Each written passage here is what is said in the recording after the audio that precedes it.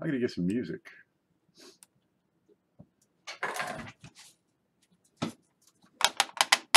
Can you hear me now? It says receiving content and you are live. Here we go. My collection is in such disarray, says Beth. Boy, are you in the right place. Man, I can teach you how to really make a mess of things. Got to see the table behind me. Yeah, I got some coffee. Just went and got the mail. Oh my God. Woo! One moment. It's a technical difficulty. I want to open this real soon. Okay, working on it. Look, it's a new year. Happy New Year's. First coin class of the new year. So rather than talk about a specific coin, let's just talk about coin collecting. And in particular, how to make yourself a better collector. Because, well, hey, you always make those New Year's resolutions. And, you know, I'm going to lose weight. I'm going to look better. I'm going to take care of myself. I'm going to pay off my debt. And, you know, do less drinking and drugging and whoring. This is the kind of thing you can really stick with. I want to collect, you know, a whole set of Lincolns. I want to collect, you know, finish my set of Washington state quarters or something. Or I want to get a coin I've never had before. Maybe a silver dollar, or a barb, or an Indian, or that little tiny thing, or maybe some proofs. Can you see these shine in there? Just thought I'd lay them out here. Maybe something with a boat on it.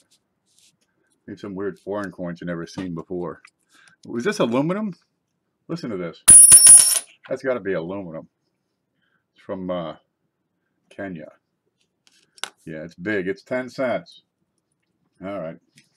Well, let's stop for a moment. I want to check this mail. And I'll show you the stuff I do. Because, well, you know, I don't work for a living anymore. I just do this. It's wonderful. I stick around the house. Of course, this is packed. It's been so darn cold lately. I didn't want to leave the house. Okay, we got padding. We got padding all around it. We got cardboard. We got hard inside. So you got armor. You got cushion. Oh, you got here. You got a receipt and a shipping address inside. Let's open. Oh God! Look at this. That's the one I've been wanting to see. See, look, you get the slabs, and when they're in plastic, you know they're going to be good. Let's see if we can open the slab now. Yeah, I've got a piece of tape on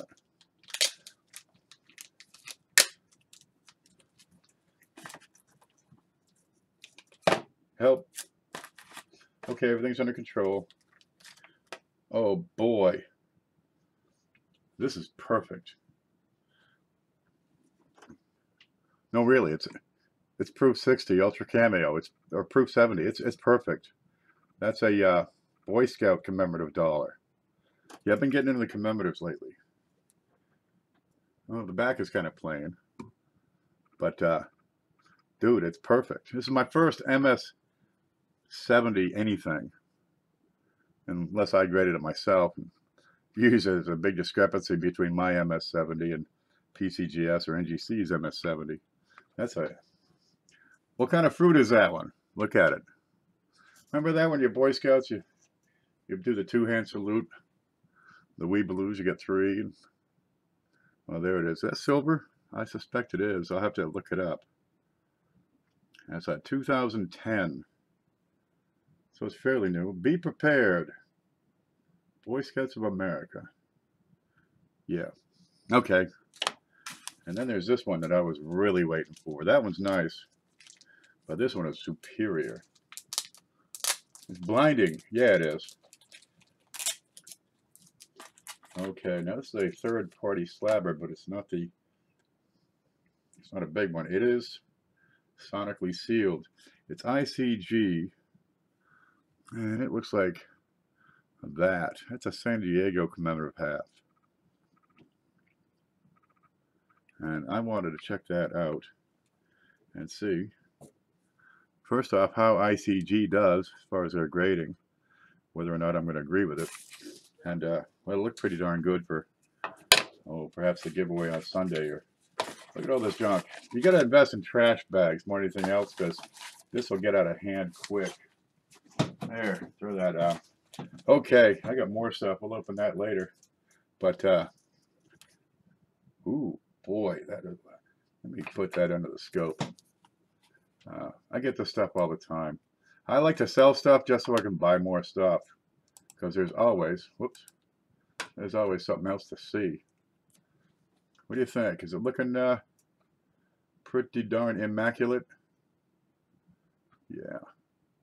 There was another one, but it wasn't quite as nice. I said, I want that one. And I bid and I won. And it's upside down. And I have no idea how many of these there are. Yeah, it's in real nice shape. Yeah. I could probably live with that. Can you live with that? Somebody live with that. Well, the mail came, so that means the mail also went. More of your stuff is on the way. And ICG says MS65. That's what they says. And right offhand, I'm going to say they're probably really, really close. I might actually agree with them. I'll get in there and take a look. If I see a bit of wear, though, it's going back. Dude, that looks fine. You see the boobs on her? What is that? A dog? I mean, what is that? Is it a bear? A lion? A seal with a fur coat? Cthulhu? What kind of creature is that? I don't know. I can't quite tell. Okay, let's get to it. New Year's resolutions. You ready? Who's up here? We got Lincoln Central Coins, Beth Connington, Sparrow Godchild, Hannibal Lecter, Ezekiel, Maury Veal, and your stuff's on the way. I hope I packed everything. Silver Philly, there's a new name. It's a coin class. We talk about coins. We talk about collecting. We talk about different things you can do with your coins. And right now it's New Year's resolutions. Okay, how to be a better collector. So I'm going to show you one over here real quick. Now this one is sold, but I wanted to wait before I ship so I can show it off first to you guys and explain what I'm talking about. If you want a really nice resolution, make the resolution to go staple free for the year. Right? There's plenty of ways to store your coins without using those staples.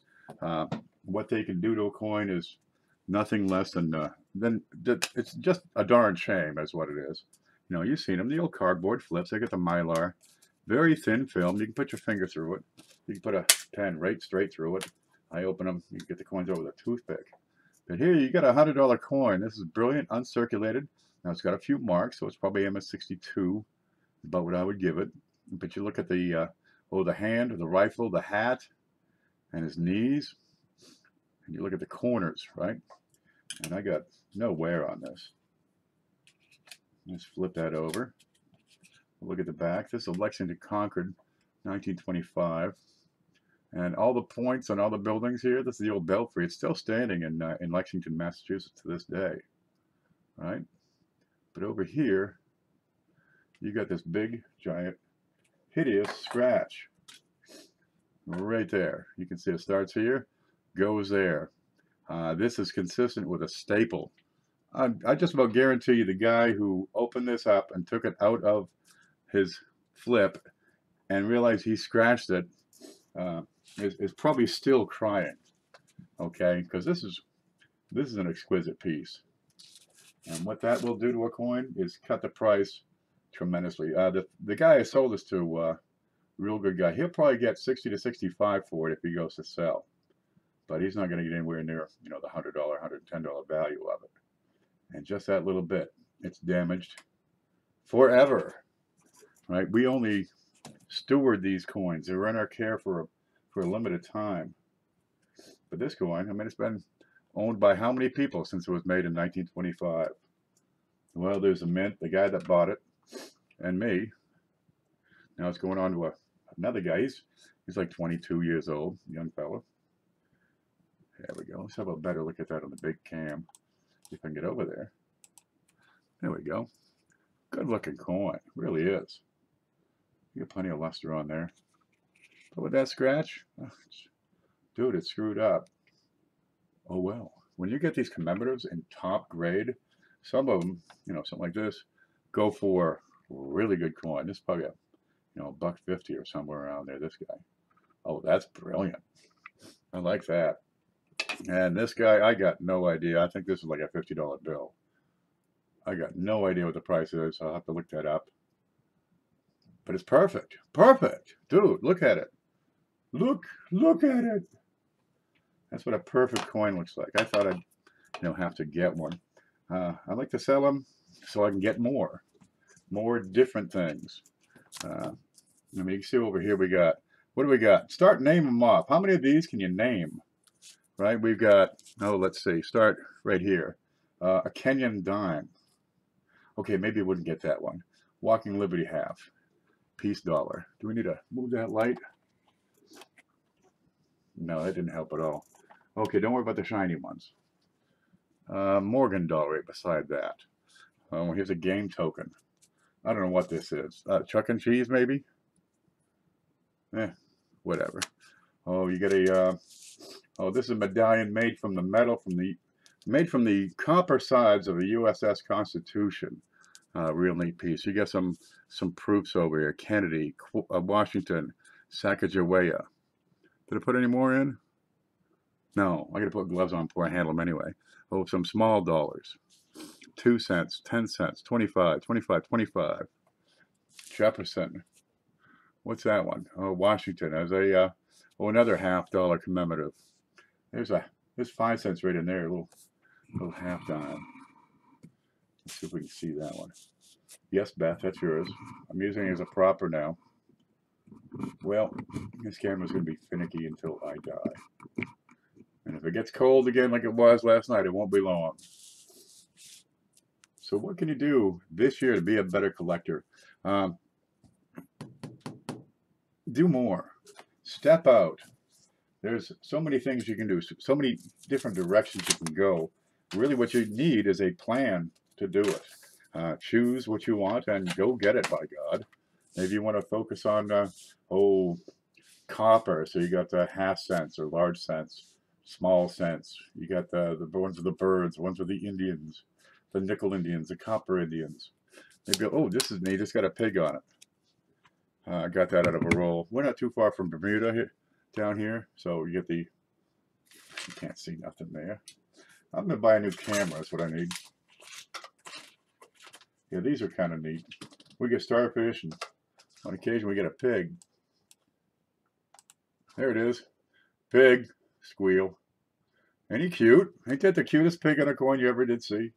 Where's that from? Bermuda. Yeah, Bahamas has the starfish. And there she is, Lizzie. Okay, well, there it is. You can get so many things out of circulation. You get to a point you can't get stuff from circulation anymore. I guess the ideal coin collection is when you get one of everything, right? You've got every Lincoln cent they ever made, every Indian cent. How much for the pig? I'll send it in your next package. Who is that? Beth. Beth gets the pig. Beth, pig. Okay.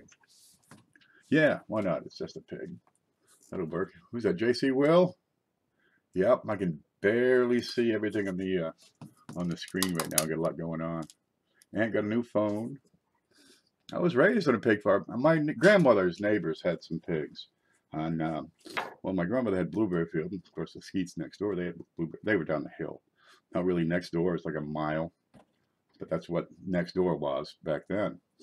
And well, they came up and said, "Oh, you want to come feed the pigs?" Because they were friendly, And we were city folks. And they were country folks. So we went down, they just had dinner. We just had dinner.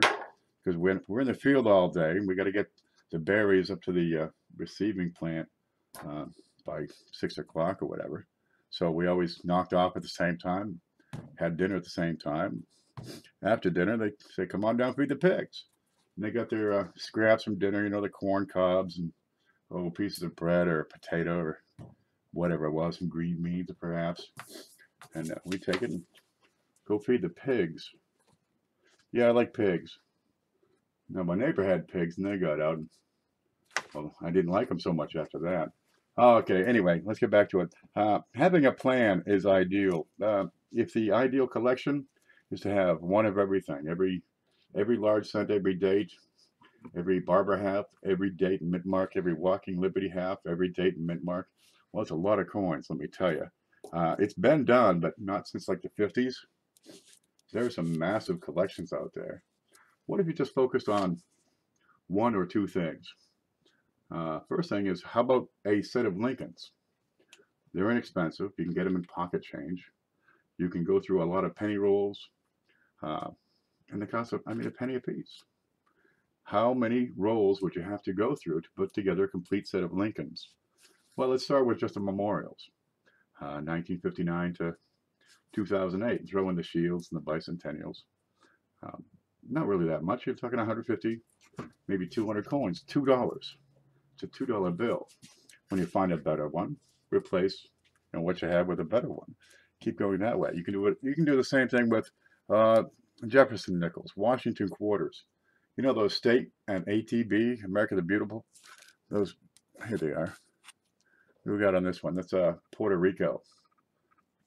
There are some like 480 or 520 different state and America the Beautiful quarters. You got the 50 states, the 50 parks.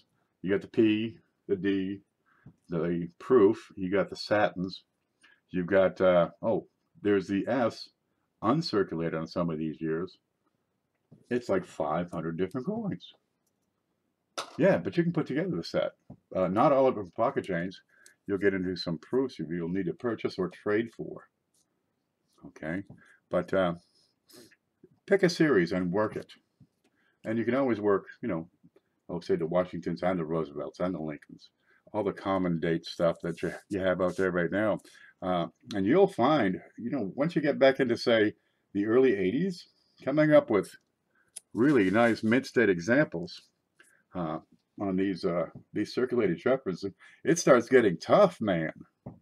I mean, real tough. When's the last time you saw a 1973 that looked like this? Cool, that's our Canadian, but, say the same kind of tone. They're tough in circulation, but it can be done. Every now and then you pull one out and say, oh boy, look at how nice this is. And you can put together a pretty darn nice set without spending a lot of money. A couple of bucks. Okay, you spend more on the flips there. All right, I mean, you can get the cheap flips, but really they're a little more costly. They're single use. You want to take the coin out, take a photo. You're going to find these vinyl will be a whole lot more forgiving if you want to reuse that coin or put it back in. And this is stuck. Just a moment. Yes, Aunt, especially the D mint dime. Wonder what date they're talking about. Working on my DDO cent collection. Chris Hurley, nobody has completed a double diverse cent collection. There's a lot of them out there.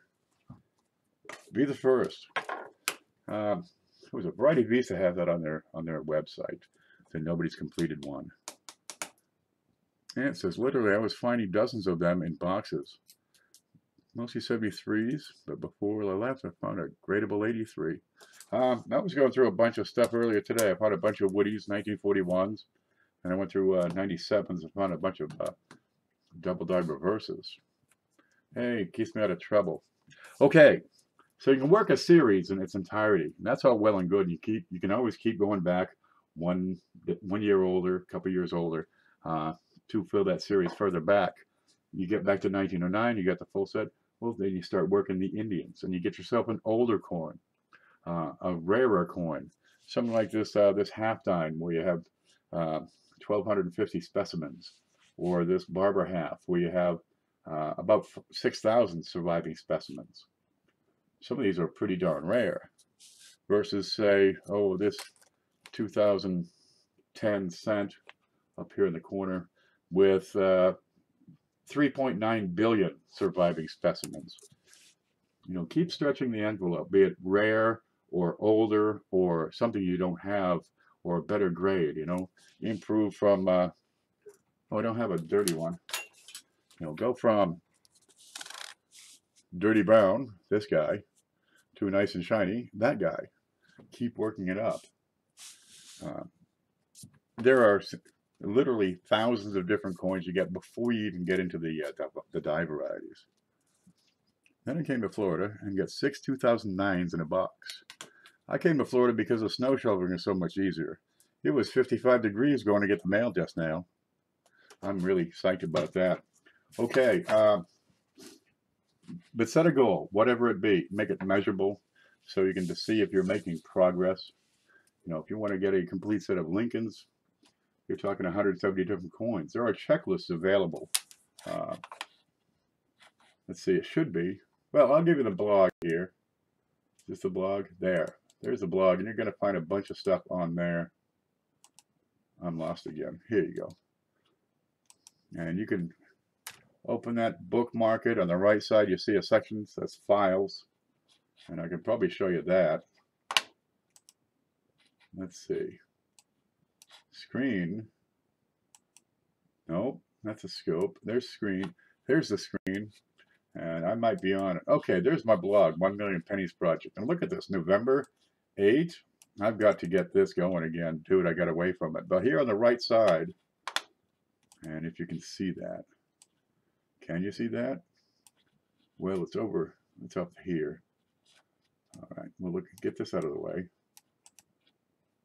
Get me out of the way. There it is. Over the right side, you've got a section where you can jump to, and there's a files index, and you'll find great stuff in there. And the key information websites are great. And also the Lincoln Cent die variety cheat sheet is a great way to start. I got these bookmarks so you can find them easily. Get in there, check that out. I got to get more stuff going on that because one of my goals this year is to do more writing. Now let's see if we can make that work. Good. Okay, what else can you do? Let's see if I can find my way back to the chat here. Something like that. 60 degrees for Ken. It's like 30 degrees for me. Man, 60 degrees? I put on this sweater because it's like 14 pounds, the sweater. That's my big one. And it's getting hot. Of course, I got the, I got it up to 999 on the wall. Okay, but select your target, be it a series of Indian cents or mercury dimes, and work that target. Focus on it. Get right into it. And you're going to find the reward at the end of the year is one heck of a set. Something to be proud of. Now, when you get to that level, there's pride. Dude, you'll be all kinds of proud about it. How about sharing that with people? Now, I'm not saying you got to give away your coins, right? I don't give away. I kind of give away some of it, but that's another matter. You don't have to give away your best coins, but you can give away pictures of your best coins. How about share it with us, right? Here we got Sending Liberty Quarters. This is a great coin, this right here. I've shown you this before, but I don't think everybody's seen that. Where's my gloves? Right. Coin collecting is a journey of personal development. More than anything else. It's, yeah, there's coins involved, but it's becoming better at a whole lot more than just, knowing how many coins were minted in 2009 in Denver. The craft is good, it's knowledgeable, but it's how you grow personally, even if it's just putting on funny gloves, so you protect these coins so that in 50 years, whoever owns them then doesn't have a piece of junk on their hands. There you go. I have no idea how many of these they minted. I just like them. My mother actually gave me one of these when I was like 10. Let's have a look at this. Scope and screen. That's why I have this. Now, I eventually sold it to pay the light bill. But, well, I said, my light bill paid. I think I'll get another one of these.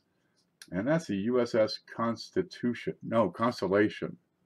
And you got great detail on these, right into the, where's that pick? Right into the, the sails where you have the ties. Because they roll up the sail and tie it off, so you have all the little laces, right?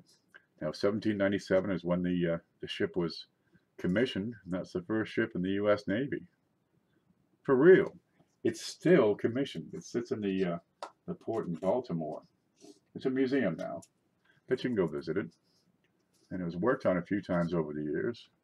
Now, back around 57, they did a whole lot of work to it. And they needed to raise money to do the work. And But they stripped off all the copper and minted coins and sold the coins. So this coin was struck from parts of the frigate Constellation, the first ship of the U.S. Navy. So what part you figure this was? Like some piece of the mast or the sides. But you get to learn things as you go. See, they put the copper on the sides of these ships because copper in seawater has certain antibacterial properties, and it kept the barnacles off the ship, so it would sail smoother and faster. Plus, if you hit it with a cannonball, it's a good armor, especially when it's, you know, half-inch thick. But man, you're going to learn all kinds of stuff in this adventure, coin collecting, and it's not something you're going to do for, you know, for this year, for a little while. It's going to stick with you. I mean, for the rest of your life. Those ships really has class. Yes. There we go. Ant says it kept the bacteria off the doorknobs. Okay, works for me. Silver, same kind of thing. That's why you get the silver spoon in his mouth.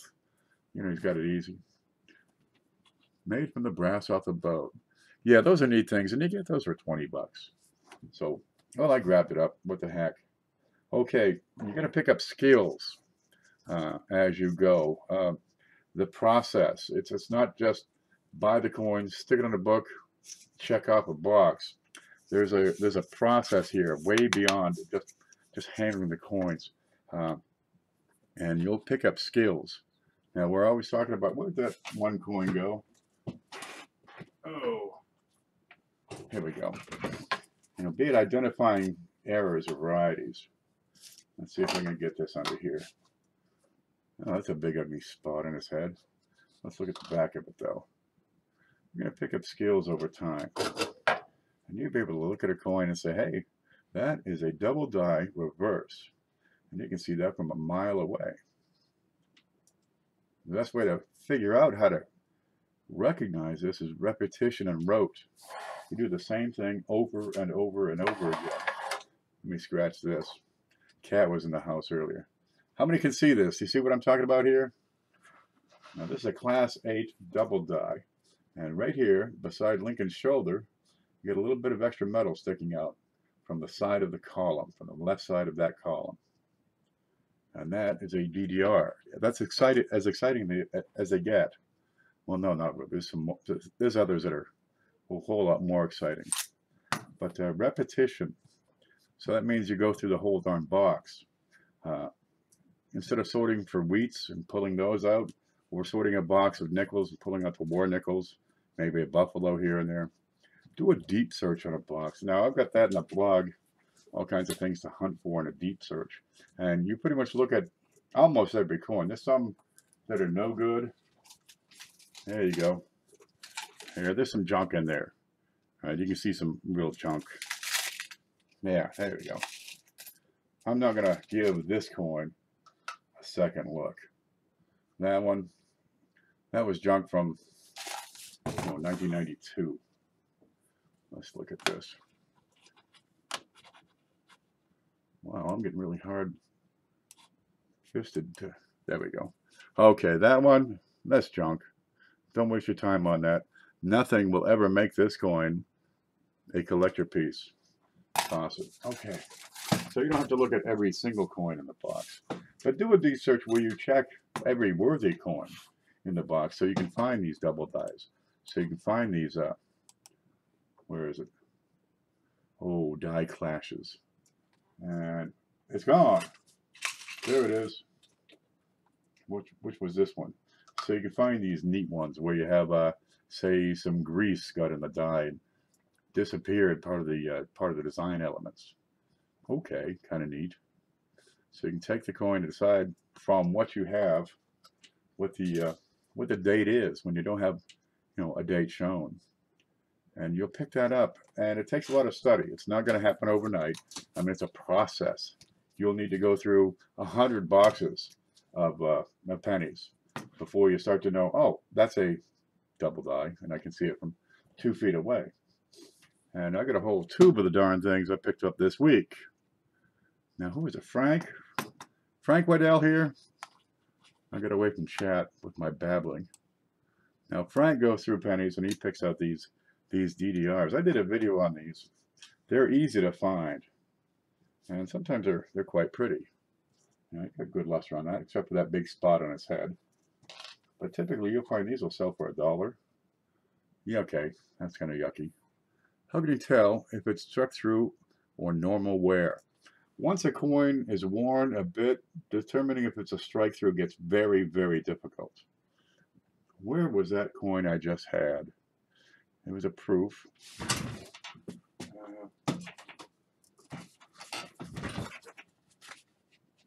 Oh, I should have marked it or kept it out. What was it on? I had a proof the other day, and I said, oh, that's a strike through. And it was big. And I know it's strike through because, well, it's a proof and it's encased. So there's very limited time. I'm not going to see it here quickly. But it was big. Remind me to try to find that. Let me look at the other one. I had a couple that I was looking at. I had that 11 too. But strike throughs are, is it damage or is it a strike through? Well, you look at the other side of the coin, the opposite side of the coin. The mark is here, the suspect mark. You look at the other side. If there's damage there, then it's probably something that struck the coin rather than the press, rather than the dies. Because somehow that coin has to absorb the blow. No, I'm not going to find it here. But I think I know where to look. So you pick up these, you know, tips and tricks over time. Just stay with the hobby, of course. Let me blow my nose real quick. I gotta get off screen for this.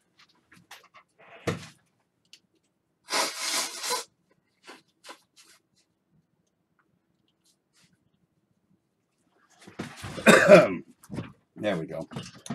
Experience is your friend, and it takes time to build experience, and it takes activity to build experience. But you can figure out what a clash is. We can figure out what a strike through is. Attention to detail. Ken, the 2001 cent has a fat date, as does the 0234. Was that a design change? Yeah. I'll have to get into that later. I'm not really set to go in that direction right now, but there were numbers of die. Here we go. I got a neat one right here. I'll just dive right in. Okay. That's not the one. Is that the one? Brian Berry sent this one up. Okay. Okay, you're gonna like this one. I did a video with a penny and said, what date is this coin? I'm gonna have to take this out of here. All right? Remember, it's in the cardboard. You take a toothpick, you drive it through. You can get to it. There you go, drive it right straight through and drag it around. And that baby's gonna pop right out. But you get gloves on so you can pull it. Okay, let me card. And he asked me, what is the date on this coin? I looked at it real hard. And I said, oh, it's easy. It's a 2000. Right? Can you make that out? That is a 2000.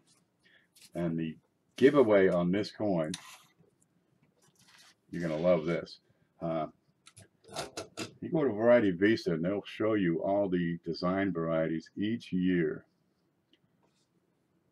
See the lip and especially the neck detail. This was a design change only used in 2000. So that date is 2000. And we'll give it an angle. What do you see? You can pick up on these nuances. It takes a little practice. You'll learn. Pay attention. I do videos. Dustin does videos. He just did one on how to attribute. You could take this, you know, a coin and go to Variety Vista or Wexler or Copper Coins and compare what you have to what they have. And we're working on another project which consolidates all of these different references into a single source because, man, it's tough. You got copper coins has some listed that Variety Vista doesn't have. You got Wexler cross-referencing to copper coins and copper coins referencing to Variety Vista, and that one references to Wexler, and none of the numbers match. But it's the same looking coin. Oh, so we're trying to, it's one line at a time. But if you're good, you can look at the features here, right? I got a low relief, so I know it's, after 1990. I got zinc bubbles here. Where was that zinc bubble? I got some zinc bubbles. So I already know, it's well after 1983, but I knew that because of the low profile. I can look at the back, some of the features here. The difference in the A&M. I can look at the FG, right? I can look at the hair details, the bow tie, the jacket. There's all kinds of things that'll clue you in and help you narrow down that date to, 3 to 4 years usually. 2000 is neat because of the, his epiglottis is showing. Don't look, ladies. Yeah, but that's a detail that's specific to 2000. You can look at the next year, and it's a much smoother neck. But he's got that lip that just kind of hangs out. Yeah. He's got the goose lips. Duck lips. That's what they call them. Okay, but you can figure this out on your own. Really, when you can't tell the date, just study it. And I'll get into that on its own. I'll make a separate video just for that coin. But acquiring the knowledge, really, that's a piece of cake. You got to have the passion for it. Jeff Watson, how are you? If the buffalo needs the date pulled up, it's not really worth enough to worry about ruining it. So, yeah. Where's there a buffalo? I got one over here. We should just, talk coins all day instead of going through this darn speech. This is a speech I had planned. There's always 3 speeches. The one you want to give, the one you give, then there's the one you should have given. Well, that's my experience. There's an old buffalo, 1920. The dates get worn off so bad it's just smooth. I got a bunch over here somewhere. No. Maybe. Yeah, I think there's some in here. But with the buffaloes, a lot of times you can get some idea of the date. Okay, even when it's worn just about gone. Like this is 1923. Can't you see it? Well, anyway, it's in there. And you look at some other details and it'll confirm it. And S. Good. Oh, they are S. Oh, I thought they were just 1923. Oh, no matter. I got a bunch of them. But the designs change over the years. Maybe you got, where's that one? Is it here? No. And you got a blue penny. Well, it's probably a 1943. There's lots of different ways to test. Sometimes the weight changes. They go from silver to copper or nickel to steel or whatever it is. And the weights will change or the size will shrink just a bit. A lot of those Seated Liberty coins would fluctuate in size over the years. Okay, let's get back to this. Where was I? Improving skills is repetition. Really, over and over and over again. And if you're really motivated anyway, you're just going to stick with it. You go through a box of pennies, it's 5,000 pennies. You go through a box of pennies every month. What are you talking, 60,000 pennies a year? Well, if you do that for 20 years, what's that? That's a lot. And that's why we got 1 Million Pennies Project.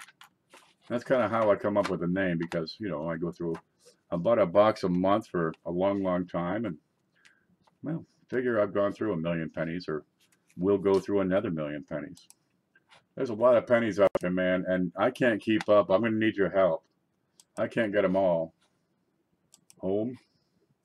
God, I need a lot of help with this. You might learn a thing or two, says Beth. Yeah, it'll be 100,000 pennies. Figure you go through 20 boxes of pennies before you really start to click. And some people, they get it. Some people get it after a while, and some people just never really get it. There you go. This is a box of pennies. This is actually my a junk box. I throw junk in there. I watch TV. I wrap pennies. Okay.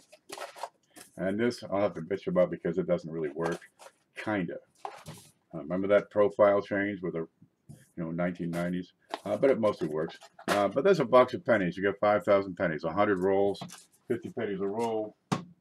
And by the time you've gone through, 20, 30 boxes of them, you're really going to start to, figure stuff out. I'm going to look at 1996. I'm going to look at the reverse inside the memorial base. I look at, what's this one over here? Scope. I'm looking at 1990. What's that one? Okay, ready? What is this one? Can we tell? Okay, it's a 1990. I'm looking at 1990. I want to look at Liberty. There it is. In the box back, I want to look at the. Oh, that's a heck of a greaser right there, eh? Let me go up. I got so much stuff here. I got these nickels here. Let me just get them out of the way. Man, there's so much stuff. This desk is covered with junk. I mean, look at this junk. It's junk. So 1990, I want to look inside the memorial, right? I'm going to look at the top of the ceiling. I'm going to look at the tip of the R. And there's just no detail on this one. But they're out there. There's more than just the high varieties. There's greasers, there's errors, cuds, cracks, chips. What's this one? Another greaser. What's that one? Oh, real good one. Oh, that's that 2000. What's this one? 97D. Anything wrong with it? Oh, that's that one we just looked at. 97, I want to be checking the ear. I want to look. Okay, is that it? I want to look at the ear. I want to look at the little statue. Yep, so I can see that piece right beside the statue and pick out, oh, that's a DDR. And you zoom in, and there you go.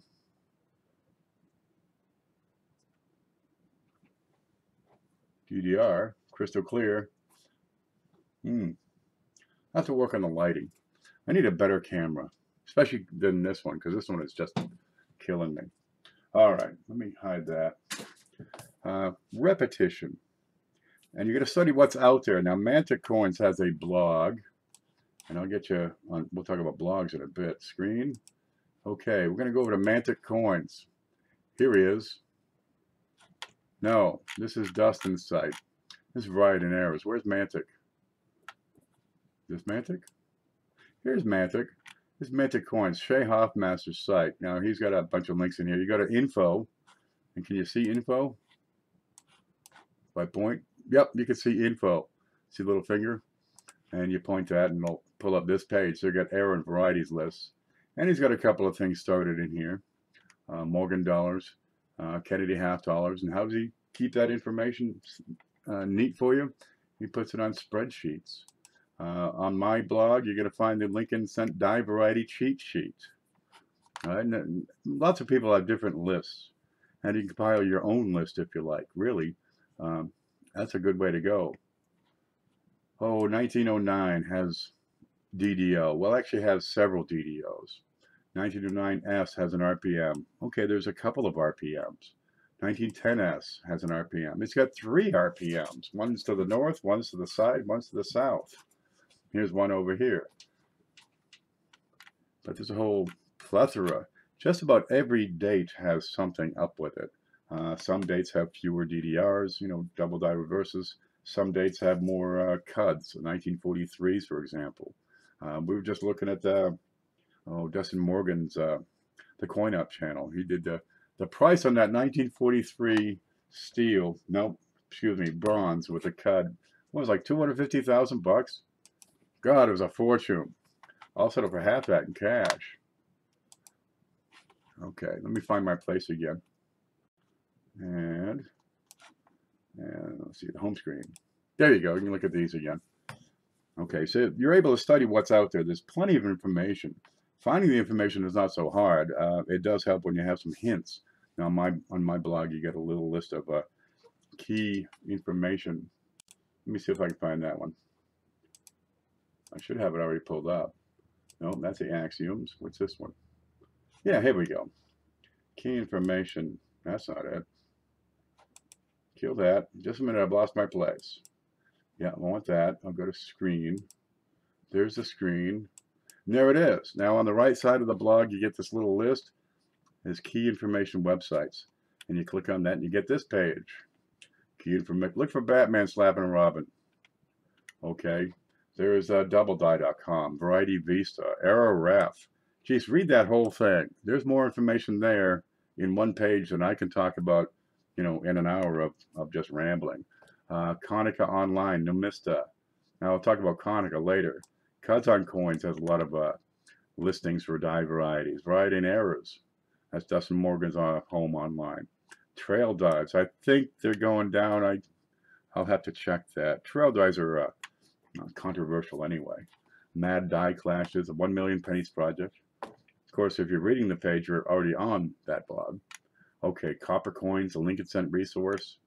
Then you get into the specialization, 3-cent nickels. Brian's Variety, he does nickels, seeded dimes.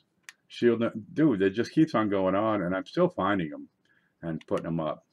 Vam World, if you got the Peace and Morgan dollars, and Canadian coins. They got stuff for tokens, right? You can look up tokens.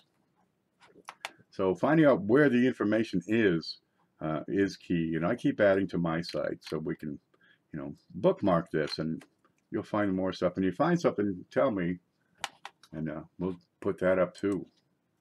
So I'm going to go back over here. Well, I see a big orange box. Somebody's talking to me. Home. There. It's the computer screen is stable again. Mark says, I have all the statehood quarters, P, D, and S, still sealed in mint boxes. Would you open them to look for stuff? You shouldn't. Are they in these mint boxes? I saw 2007. Well, it's actually open. Yeah, these would be P and D. We have the, the proof sets, or those are mint sets. Where'd that other one I had go? Did I put it up? Yeah, it's up there. You can. You don't have to. Some people like those sets that are still sealed in the original box, just because it's a mystery. They actually pay a premium when they're still sealed up in their original packaging, and especially if there are varieties known for that year. And if they can get a serial number out of that, that can even help them to narrow it down. Was it early? Was it late? Was it in the middle? Because some of these mint sets, you got mintages of 500,000, you got 300,000. So you don't have a whole lot of dies being used on those mint sets. They'll do 50,000 at a time on these because they want to have nice pristine images on the coins. Or they'll do 200,000 at a time. Well, that only leaves you, 2, 3, 4, maybe 10 dies for those mint sets. So yeah, if you get one error, there's a lot more of them. I've got a couple of satin double dies that are interesting. They're in rolls that came from the mint. I'd be tearing them open. I can't help myself. When I see rolls, I just tear them open. But it's up to you, baby. Don't look to me to make a decision for you. You've got to, hold on to them and study and talk and make up your own mind. That's what you got to do. Me, I'd rip into them. I mean, just like, animalistic ripping into them. I'll see something. There's stuff in there. Gosh, there's all kinds of stuff in those rolls. What's really neat when you tear into those mint rolls, if you find one dime variety, a lot of times you'll find a third of the roll is like that. It's the way they set up their dies going into, one hopper. And then they take the hopper and dump it into the bag counting machine, maybe with a couple of hoppers. So if you get one thing, a lot of times you get several. I opened a 1957 roll. I found 17 double die number ones, and they're all BU, beautiful shapes. And now instead of a $2 roll, it's a $150 roll. And sometimes you open them up and there's nothing. You get that too, so whatever you like. And you end up with, 50 great coins. Okay, let's get back over here. So repetition, you search all the boxes, you gain some knowledge, you gain the skills, you study what's out there, you look at Manta coins or $50 variety list. JB Coins has a big list he's always promoting. I got a list. Variety Vista, for example, they got an extensive listing. And the more you're checking these coins against these lists, because you find something weird, you look it up. And Dustin Morgan, you check the Coin Up channel because he just put a video on how to take your coin and look it up. And you start to look for other things. You get used to looking at that shield so many times, you don't even need to look it up. You can just look at the coin and say, okay, this is perfectly normal. Toss it aside, look at another one. You say, oh, it's got a crack at the top of the left side of the shield. Throw it away, grab another one. You say, oh, look, this one's got, doubled initials on the left side where the JB is. What is that over there? I don't know what that is. Let's look over here. The JB, there's an M somewhere. What do we got here? LB. Okay. And this is JFM over there. I don't memorize their nicknames. Anything on here to see? As long as I'm here. Yeah, that looks perfectly normal otherwise. I think I just threw it on the board there to see what we could see. But you'll develop the skills over time, and a lot of it is just, you find one thing, you look at it, and it's neat, you set it aside, you find a way to label it. Be it, you don't have to use these, the vinyl flips. I mean, I like these. These work great for me. I cut up a piece of paper so I can write whatever I need to. I'll stick it in one side, stick the coin in the other, and stick it in a box. Okay. I've seen people use Ziploc bags. You can get small Ziploc bags. These are half a penny a piece, right? They won't fit the 2x2, but look, they're 2 inches wide. Look, it's perfect. You take a stiff card, stick it in there. You're still cheap. Now, it's going to be soft plastic, so, okay, you're better off with a stiff plastic. But these are inexpensive. And look, there's no staples. There you go. These cost more than those. And these, I can take the coin out. I can take pictures. I can take the coin back. On that one, I take the coin out. I throw this away because it's ruined. And then I buy another one. Those are more expensive. Flush cardboard. Flush cardboard. Come on, everybody. Flush cardboard. If you have a landlord, say that quietly, because he doesn't want to see you flushing cardboard. Okay, let's move on. We want to expand your repertoire. There are books. There are plenty of books out there. I give away books every single week, except for this week and part of last week because, dude, I'm about out of books. Okay, where'd they go? I had some books here. Oh, here they are. Okay.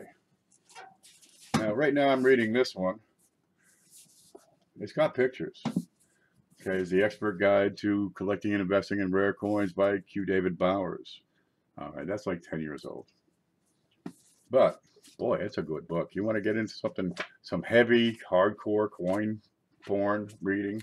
This is it. If you're new to collecting, I would recommend something like Alan Herbert's official 6th edition is the best. Price Guide to Mint Errors. It's good. You can get these for $5, $6, maybe $10. There's lots of stuff in there. It'll go into the minting process, how the coins are made, and if you understand how the coin is made, you can understand what sorts of things can go wrong in that minting process. And that is the errors you're looking for. That's the die varieties you're looking for. So you do well to study this stuff. And it's great stories. There's a story here about a kebab. Anyway. But there's plenty of books out there. Even if it's just the, where'd that black book go? Here's one. Oh, the black book. This has to go out with last week's prize. It's got prices, but don't worry about the prices. Prices change, but the information stays the same from year to year. Right? This is 2015. In 20 years, the information is still going to be accurate. The prices might be obsolete, but the information is accurate. It'll tell you about the coin, the designer, why that design was selected, for example, what the things on the design mean. Here's some words. It'll tell you how to grade that coin. And that's information you can use. And it looks really good. Look how thick that is. Okay, so read a book. You know, if you read a book a month, in about 7 years, you're going to be a leading expert in the world on whatever you're reading about, as long as it's, you know, like the same subject. Okay, you can, this year, pick up one more piece of equipment. I don't care what it is. Maybe it's a loop. Maybe it's one of these awful damn cameras, right? There's that one I hate so much. Or maybe it's an easel. They're pretty handy. That's an awful thing. Let me put this back one moment. Mark and Peter are here. I may have damaged something myself here. Okay. All right. If you're really into it, first off, a computer is probably indispensable. It is information at your fingertips. A printer. If you get into selling, the printer's handy. Okay. This little guy right here, a USB camera. This is a 1000X. This is what I use. This is 35 bucks, you know, a year and a half ago. They're 25, 30 bucks on Amazon. There's no brand. It's just a generic camera. You can actually pull it out. And, you know, here's the other camera. Whoa! It's okay. I can fix that. All right. And you'll see these. It's probably one of the best investments for a piece of equipment you can get, because nowadays I can take a picture of a coin, put it on the internet, on the computer, and show it to somebody around the world and sell that coin that I just found, that one, for $10 and have my money in 10 minutes. That's how that works. I can use a printer, print up a receipt, send it out the door that fast. And now I've got an enterprise. I lost my place over here. What just happened? There he is. Abe's going to join us. This is the guy with no neck. That's a 1983. This was over polished. See the little clash marks over here? Right? There's one behind his head. And there's one down here. What happened is this coin was clashed. And they went to dress the die, right? They're going to grind out those polishing marks. But I think the employee had a little too much zeal on this particular instance. He's almost got no neck. Kind of a neat thing. There's the back, and again, you see the clash marks. And they're doubled. You have multiple clash marks, and they're shifted. Well, it makes sense. A clash, they took it out, ground it on one side, put it back on, clashed again. Yeah, you get a head down below, and these are neat. But now we got a website we're putting together where we're documenting such things as these clashes, where we're documenting such things as the die breaks, die chips, the buy errors. But not just that, you get the chips and the letters, chips and the words, the CUDs, all of it in one site. Instead of CUDs over here, you know, you get the varieties, and they talk about double dies and mid marks. Or you got Wexler, and they talks about double dies and mid marks. Or you got copper coins, they talk about double dies and mid marks. There's a lot more out there that we can document. And so that's what we're doing. Okay, let's keep on going. Expand your repertoire. Read a book. Add that piece of equipment. Now, once you have that piece of equipment, for example, the camera here, the Easy Cam or the Super Cam, I forget what it's called, and the computer, and you get online and you can take a picture of your coins and share them with people. I've got this camera right here, right? Of course, this one over there. So I've got a picture of me so I can talk. I've got the widescreen so I can show the whole coin, right? And I've got, let's pull this one out. If we can pull that one out, that's a Colombian $50. And I can show you that down to, where is it, scope, to the finest detail. And let's look at the inside of the sails. What do you say? So now I can talk about this coin in extreme detail. I can share my collection with everybody in the world, and you can do this too, right? Lots of people are making videos. Lincoln Central started a channel not too long ago. He's got more subscribers than I do. He's got a good channel. He's a good guy. Get over there and watch his stuff. And you see, if you check these different people. Now, down in the description, I got a link to the directory. If you're making videos, please let me know so I can put you in that directory. If you want to watch videos, well, get on there and check it out, because I'm not the only person who knows anything, and the way I talk, you might learn better from somebody else. So by all means, get out there and check it out, because maybe you want to learn more about $50. Well, go check out Manta Coins. Maybe you want to learn more about die varieties. Go check out CoinOp. Maybe you just want to see what kind of things dates you get out of coin wall hunting. Watch Couch Collectibles. Maybe you want something for your kids to get involved. Okay, watch Amber Panel. Everybody has their own distinctive style, and my style may not be the best for you. So by God, I can at least show you where you can find more styles. And if you have the equipment, well, you're going to have the coins. How about let's see your style? Because what you do is different from what I do. Maybe you do things differently, and I'd like to hear about it. By gosh, make some videos. Show everybody else your way. What are you doing that's special and different that we can learn from? Because I don't know everything. I'm willing to learn. I just like looking at pictures of pennies. Either way, you can do some writing. Now, in that video, in the directory, where's the screen? Okay, there's the screen. This is the, where is it? There's the coin directory, the coin video, blog, and live stream. Let me see if you can see that. Get out the way. There's the top. Yep. And there's, okay, good. I got my bearings. Okay, you got, there's me. I do it in blue. The channel of the week is CJ's Coins and Crafts. That's CJ Langbecker. You'll see him on here on occasion. I'll give somebody a good shout out for a week and just, give them a good promotion that way. Here's Beth Coddington. You see Beth. Here's Amber. I was talking about her just a moment ago. Here's, there's Couch, right? Right in here. Number 23. Where's, CoinOp. There he is, Dustin Morgan. You get over here and you click on it. But here's a neat one down at the bottom. And if we can see that. Yeah, we can see that. Down at the bottom, I got a little tab here that says blog. All right. And the page is almost empty.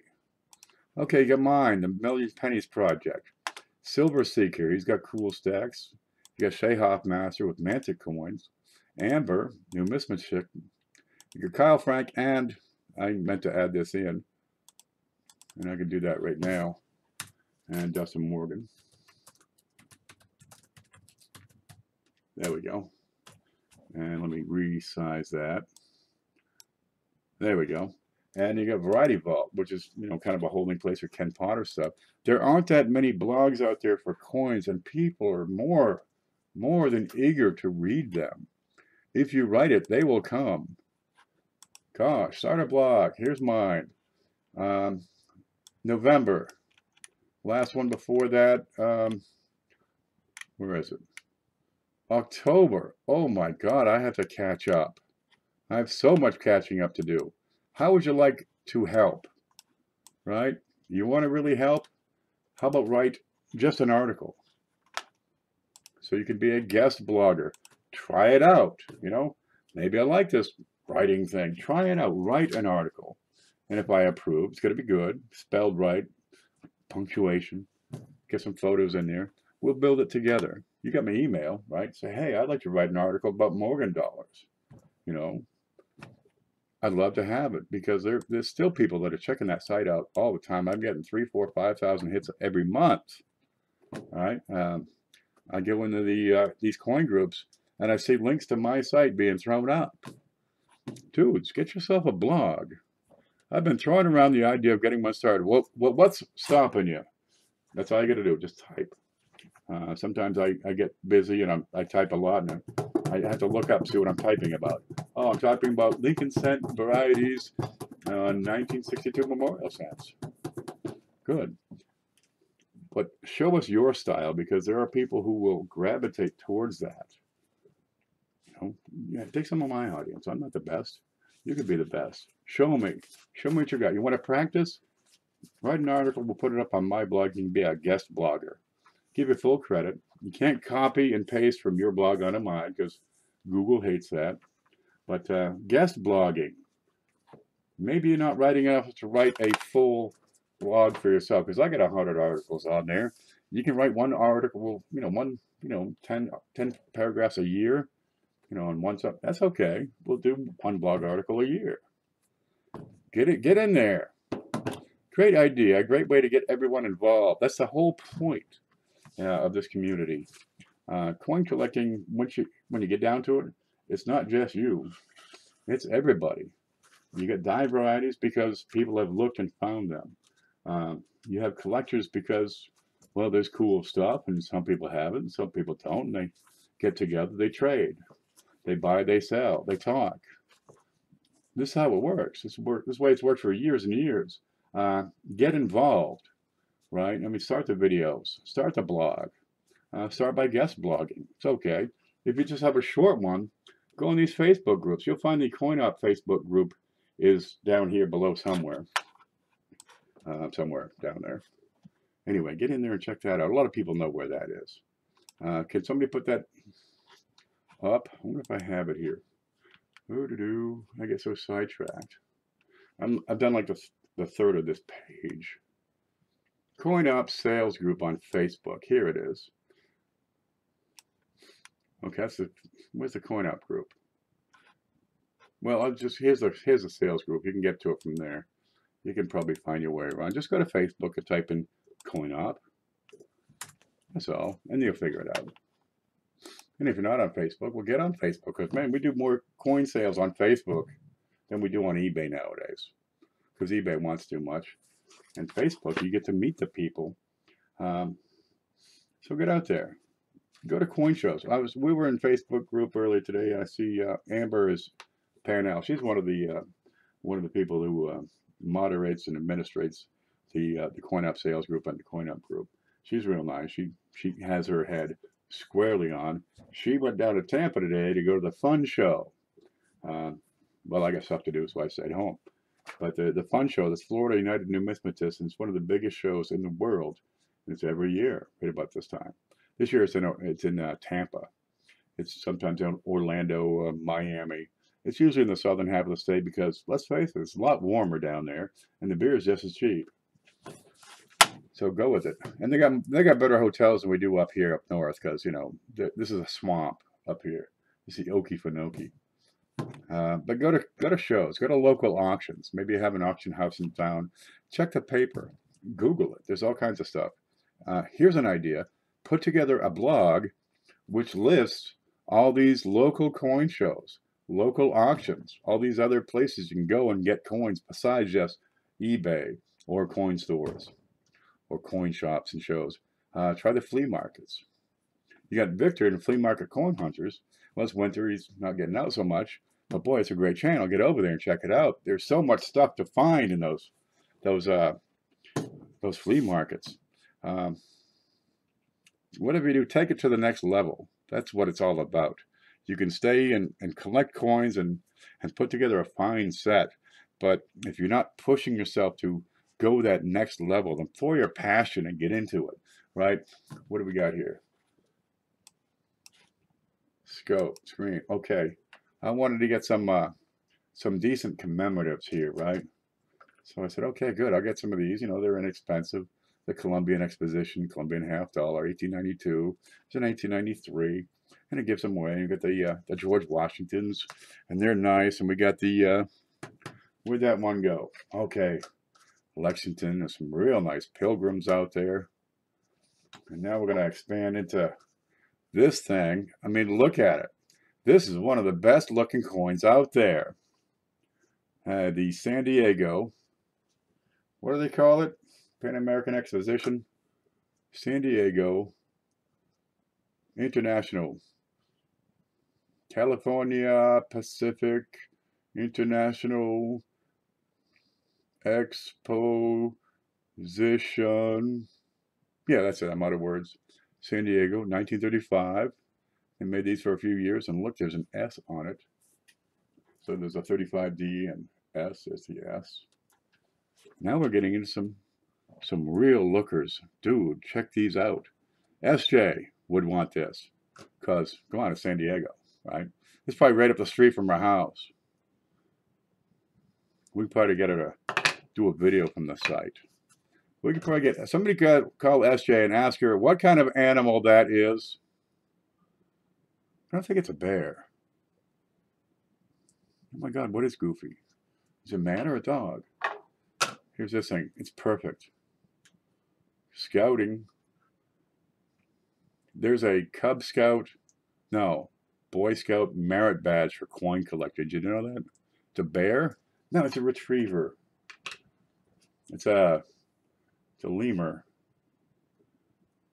I don't know. It's not a lion because they got kind of mushed up faces. Is that a bear? What's wrong with that bear's neck? It's a good looking coin, dude. I mean, geez, look at this. Now this guy, you're talking a $150 coin, right? Much better quality, rarity. It's exquisite. And this is from starting with something like this just a few months ago. Okay, let it take you where you need to go. Follow the hobby. Follow the passion in the hobby, and it will take you places you don't expect. In 6 months, I'm going to see gold in this table that's being packed up and shipped to your table. Okay? That's what I want to see. And we can probably do that. Will it happen? Who knows, baby? This will take and go wherever it needs to. Just follow it. Let's have another look at that. Isn't that the police building they had on Dragnet? No, that was LA. LA, the city. Okay, let's follow this a little more here. So whatever you're doing, take the leap to the next level. If you want to write more. You want to write a book? Go for it, baby. There's a thing called the NLG, the Numismatic Literary Guild. You can build your credentials. I'll become a Konica member. There you go. Konica is me. And you get, some benefits with that. Like, well, the new magazine's here, and I haven't read it yet. Where is it? Is that it?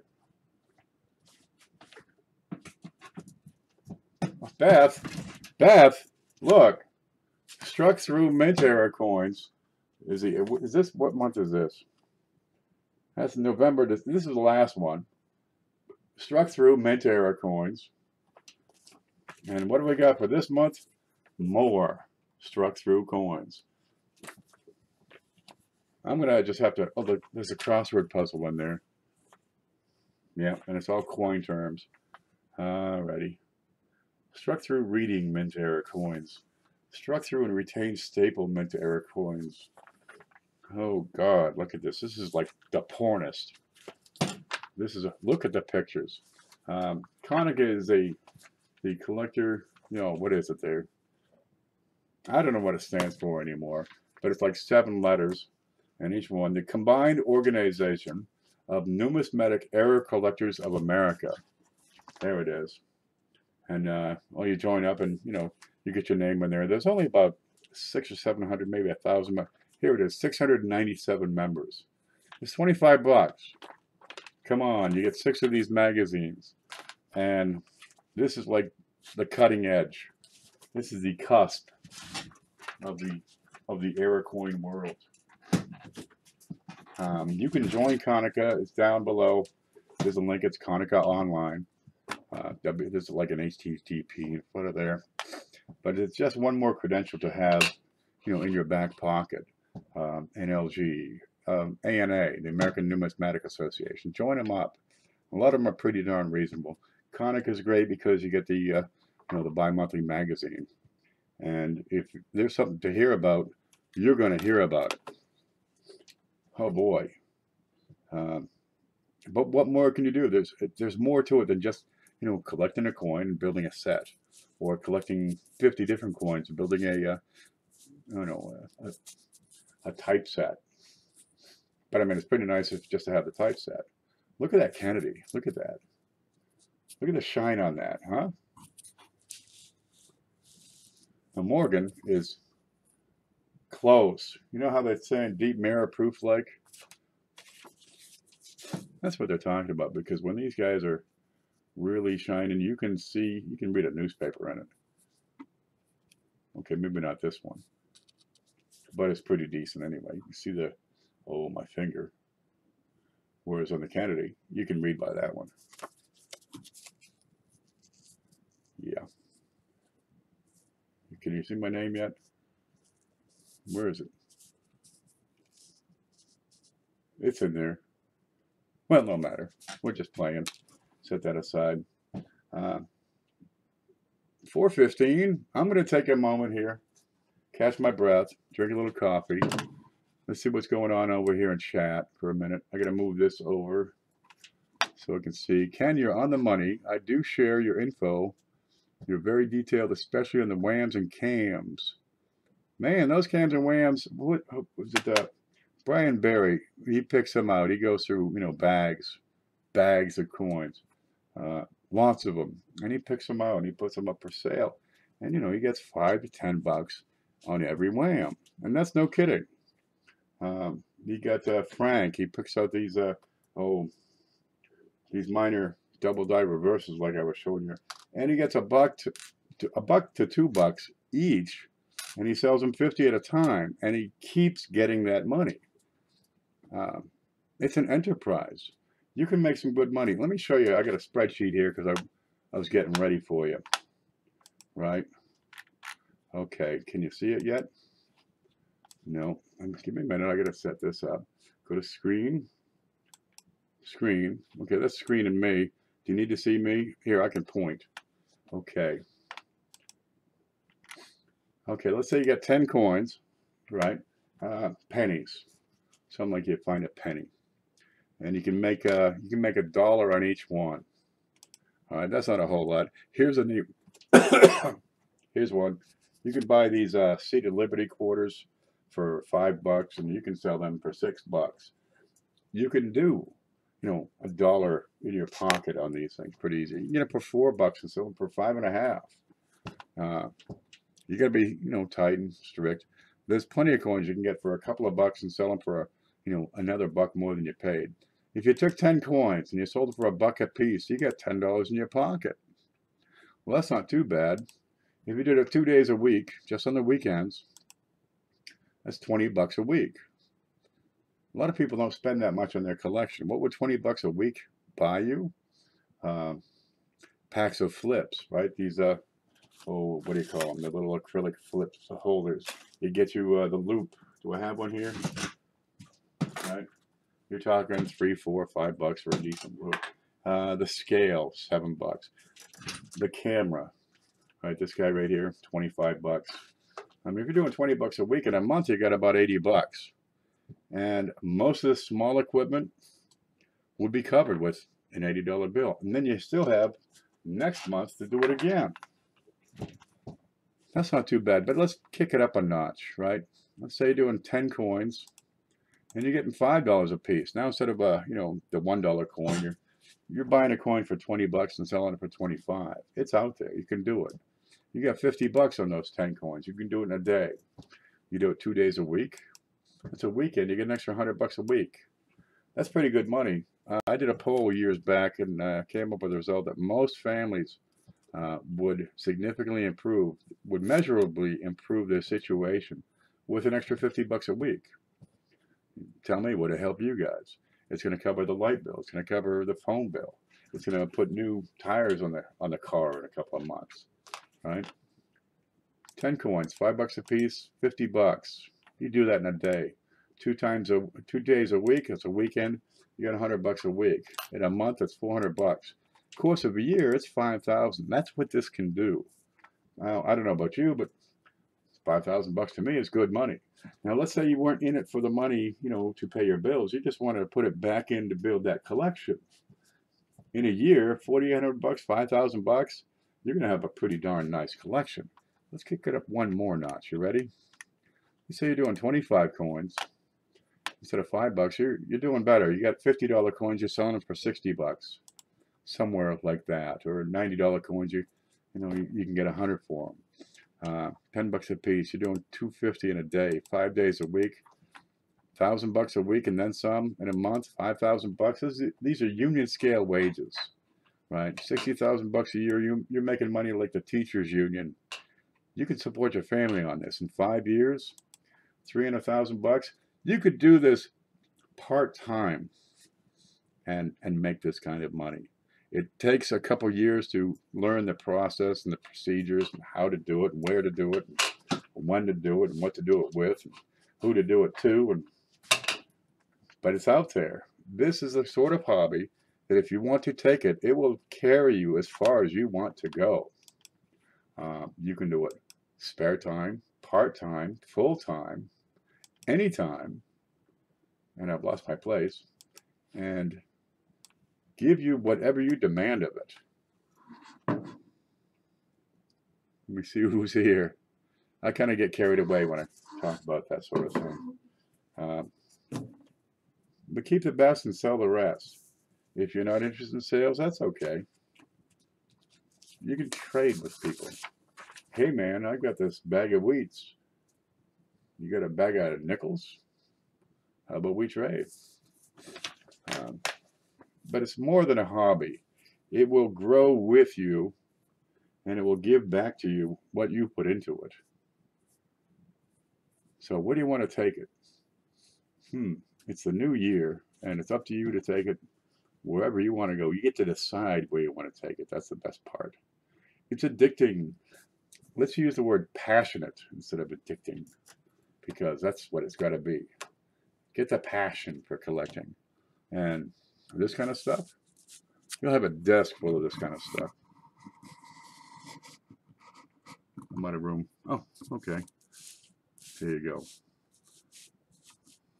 I sell stuff just so I can buy more stuff, and then look at that and say, "Ooh, look how shiny!" Did you see this one? Look at it. It's perfect. It's perfect. Okay, let's see what else came in the mail once we're here. Where'd I put it? Because I had a couple more,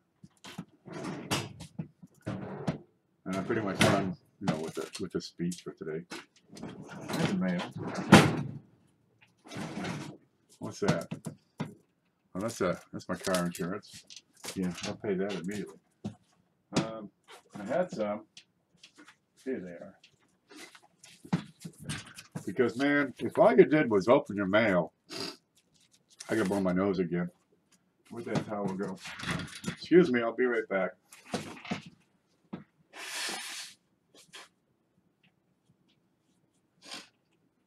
There. It's like Christmas, and people love to see excitement and joy. Don't do this. Okay, we got, I'm pretty sure this is a roll of something. No, this is, I don't know what it is.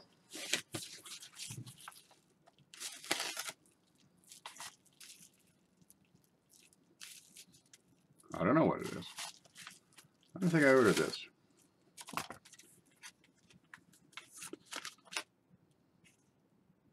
Oh, it's a 1947 Lincoln.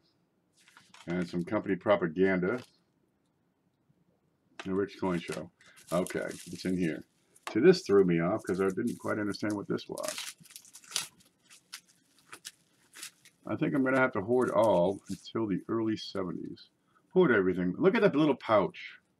That's what that is. You know, if you're going to be a seller, work on improving your selling. Work on your customer service. This is the first coin I had in a little pouch. Right, look, you can pull that tight. This is a neat thing. I'll have to ship this out with some prize. It's not perfect, but it's MS66 1947S. There you go. Real shiner. Okay, good. Because people like these slabs. And this one, I've been looking forward to this one. I've been thinking, when is it going to get here? I ordered this like 5 days before Christmas. All right, coming from the Northeast. A lot of people up there. It's a 420 bag. You put your voodoo in there. All right, that's that. And these. So you open these things, you look at how other people are shipping their stuff. What do you like when you receive it? Because it's probably going to be what your customers like to receive for packaging and levels of production and whether or not they can get into the product. Okay, try some more scissors.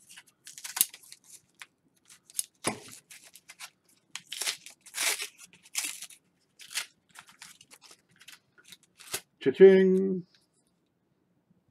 Oh, good. 50 mercury dimes. Oh man, I've been needing some mercury dimes. So, because the big show just been craving, feed us some mercury dimes. So I'm gonna be able to add some. Now I got to go through mercury dimes, right, and look for mercury dime errors. Because here's 50 of the darn things.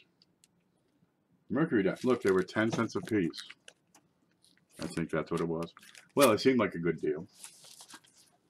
And we'll put this aside. Keep the little bag. Anybody, who needs a 420 bag? Okay. Let's have a look at this. $3 tract and $50 insurance. Whoa! I broke the bag. Oh no! I cut it when I used the scissors there. See that? All right. I didn't need to unzip that thing. All right. Give me a board. Yeah, I got these foam boards. They are so darn handy. Let's have a look. I'm going to get this out of the way. Zoom. Let's see what we get. Let's see what a roll of Mercs looks like. Shall we? Let's open that thing right up. We're just killing time now. 10 cents is what it says. It's like 50 bucks for shipping. Okay, now I got to learn mercury dimes. How low can you go? Oh, look, it focused. See any mint marks on these? I don't see a thing. There's a D. All right. He's going to go to somebody else's house, so we better put on a glove. You ever see the doctor look like this? I'd make a great doctor. Turn your head and cough. Okay, what do we got here? We got common dates, 1940, 42, 45. What's that one? 42. So now I got to take, and check all these, because here's a 42. So I got to say, okay, is it a 41 over 42? So we'll get in here and have a look. They're not too screwed up. They're common date circulated mercury dimes. All right. They go for what? $2 a piece. And that's not too bad because I paid 10 cents. Give me a smaller card here. Let me set this guy here. Yeah. Remember I cleaned the desk off, right? Really, I did. And, well, here, this is what it is after just a day. And I'm trying to get this coin on that card to line up, but I'm hitting the back of the post back here. And I'm just loaded here, and this is full. All right. There's no winning here, man. It's just a battle. Let's go to the scope. I'm going to put that on a smaller card so I can get that in there. What do we got? Regular old 1942, not over 1. That's a darn shame. But I'll have to get in and take a look for doubling and repunch mint marks and varieties and clashes and whale, all that stuff. Look at the other side. What do we got? Okay, we're very fine to fine. Very fine. No mint mark on that one. See any clashes? See any RPMs? They're decent shape. The rims are sound. Okay, good. That's not too bad. Maybe I'll get some more. I mean, geez, 10 cents a piece? Yeah. Can make money on those. What's this one? It's a dime. My OBS is all set up. I should be live sometime soon. Not today, though. That's what. You get on here when I'm broadcasting, you tell everybody, hey, I'm live, and we will quit what we're doing and come over and watch. Because my throat gets kind of tired after a while. Where'd that D go? Was it up here? Is that the D? Yeah, here's a D. Any RPMs? A little more wear there. This looks okay. Does that look normal to you? Yeah. I'm going to do another stream where I just babble and talk for 6 or 8 hours. 1945 had 2 types of mint mark. They had a micro S and a regular S. What's the D and what year is it? It's a 45D. The Y looks normal. T looks good. Wings are good. Eyeball. A little contact there. They're not screwed up. Yeah. What's 10 mercury dimes sell for nowadays? We'll see. I got a micro S for Christmas. I got a rock. Remember, I got a quilt for my sister. They both worked on it. My sister's got that long arm machine, so she does the quilt work on it. My other sister. Yeah. $1.20 melt. Well, no matter. There they are. PCS put a hair in my micro slip. Those turds. There is nothing worse. I used to have a candy company, right? I made chocolate lollipops. And while I was younger then, I had a lot more hair. I made these lollipops. They were great. I'd take chocolate and melted and pour it into a mold and put a lollipop stick in there. And, I'd have a chocolate mousse. It was a mousse pop, or a monkey, or a bear, or roses, or, Easter, I had bunnies and stuff. I took white chocolate, and I could add color to it. Right, so now I've got pink and yellow and green and blue, every color of the rainbow. And I could put flavor oils in there. So now I got a pink rose that's raspberry, or a yellow monkey that's banana, right? And it's chocolatey, melting. I had cocoa butter in there. It's delicious. I sold the dickens out of those things all over New England. I'll go down to one store. I go back every 3 weeks, hit the stores. Had them in 800 stores at one point. Jeez, worked great. Had a business partner, and that's why I no longer have a candy company. And don't ever get a business partner unless you absolutely have to. And believe me, you hardly ever have to. So I go into the store. I say, hey, I'm the candy guy. How are you? And this girl immediately scowls, just gets this scowl. I mean, I almost turned to stone. She was wicked looking. She's hot otherwise. We got your lollipops over here. You got to take them out of our store. Except she sounded them all like this. She's about to spin her head around, spit up some pea soup, Hideous thing at that point. I said, what's the problem? There's hair. Well, I went and looked at the lollipop, and here's a white chocolate lollipop with a hair in it because it went into the mold and, of course, froze, locked in place. So, oh, God, she was right. But hair in a slab? That's awful. I would hate that. Well, what do? I worked in food for years. And every now and then you get a hair on a, you know, on a sandwich or something. Worked at this one restaurant, and I had a little screwdriver that I used to adjust the pilot light on the saute stove. You know, because we're doing sauces and stuff, and I want the flame just right. But sometimes the sauces would spill over, so then I got to burn the darn things off. So I got to kill that pilot light, and that's why I got the screwdriver. I turn it back on, you know, set that screwdriver right. I put this screwdriver right up here. Well, right up here is a shelf, and if you shake a lot, it's going to fall off into the pasta cooker, which is right below it.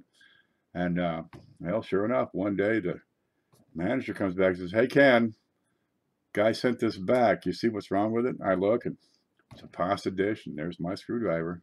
Oh, man. Well, things go wrong sometimes. Send it back to him. "Hey, man, I sent this back so you can reclaim your hair. Can you please remove your hair and give me my good coin back?" You should see what's in some boxes of envelopes, like bugs and stuff. Mexicans, gypsies. Did I tell you about my grandmother and the gypsies? Am I leaving? You say all day, baby. I'm just talking now, looking at this thing. Yeah, I think I can keep this. I would have been jazzed to get a free tool. Dude, free power tools. Can I get the pasta dish with the 1/2-inch chuck power driver cordless 20 volt? What's that, an extra $250? Okay. You should see what is in some box. But oh, I read that one. Don't hate hair on the slab. That's going to be just the worst thing. Was it sticking out, or just the whole thing was inside? Yeah, them hairs get around. Look at this thing. Look at it. Look at it. It's perfect. Is that perfect? Is that a scratch? No, it's on the slab. Is that a dude? That's a dude. Whoa. The back's kind of dull. What do you got here? It's a flat. It's like the Utah quarter, just a flat design. Well, that's what it looks like. It's really just a drawing. Get the fleur-de-lis, the eagle shield. Almost a French coin. Nah, that's okay. Was there another package? Oh, the scent. And you get these slabs in, you got to look at them, man, because every now and then they get them slabbed, but they don't check for errors or varieties. So 47S. Oops. You see that S right there? Memorize that S. See how you're missing part of it? And you've got a ball serif. If that's a 1946 and you have that, but it's this way, you see how part of that thing is totally gone? And that would look just like, I think it's a sans serif. That would look just like the 46 inverted S. What year is that coin? 1947. There it is. It looks pretty sharp. A touch of wood. Okay. That looks good. Let's check the eyelid. What do you think? Ooh, I want to get in there with a loop. You see that above his eye? Oh, the Boy Scout command. 2010.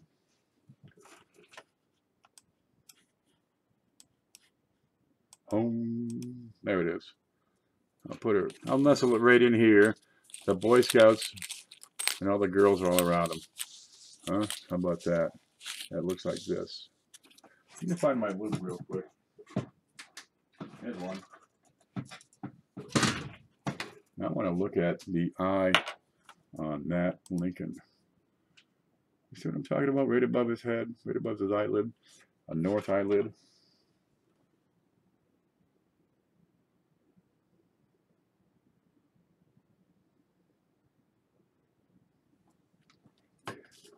I actually set these down on the ground and, you know, on the desk and look with a bright light.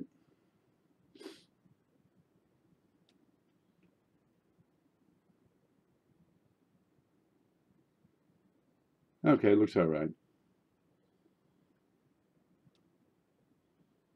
That looks perfectly normal. Darn it. Let's look at the back while I'm here.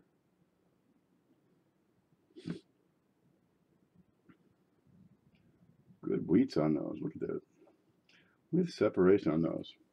Good and sharp strike in the back. Okay, where are you? And except not on the U. But the wheats are quite elegant. Okay. Well, I got you here. Remember that what we were looking at earlier, the greasers. I think this is them. No, that's an over polished die. Here we go. Here's a greaser, right? Missing details. We could do a whole show just on that. That's struck through grease, right? Over here, we're missing a neck. You have an over polished die, right? And I've shown you this one before.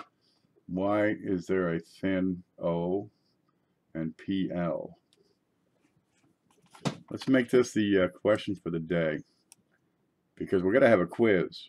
What happened to the O and the letters in pluribus? Is that a strike through grease, right? Like this one is? Is it over polished like that other one? Or is it another reason? Ant.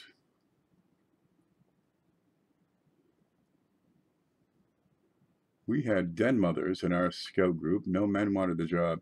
We had both. We had Mrs. whatever her name was. And then Zig's father. Ant gets it. It didn't fill in properly. Okay, watch this, right? You got Lincoln.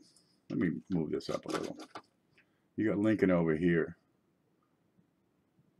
And on this one, you got a grease-filled die. Some grease splattered onto the die, and, well, the metal couldn't get into the void in the die because there's grease in there, and you can't occupy two spaces. No, one space with two things. Okay. Over on this one, you're missing some detail because it was polished off. Where'd that go? Just ground. Girl was on the phone or something, just kept on grinding. I'm on the phone. You're over grinding it. I said I was on the phone. Okay, so then you got that. Over here, see the way, you'll see this on a lot of them. You're missing detail in the back because this vest is so darn big that the metal doesn't quite fill all the detail because the vest eats up so much mass. And you'll get that on, you're going to get these on a lot of coins. And Ant is correct. Let's see what this is. You're going to find them on a lot. Okay, maybe not that one.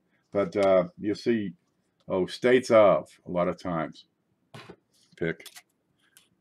A lot of times you're going to find weak areas on your Lincolns right up here at the top.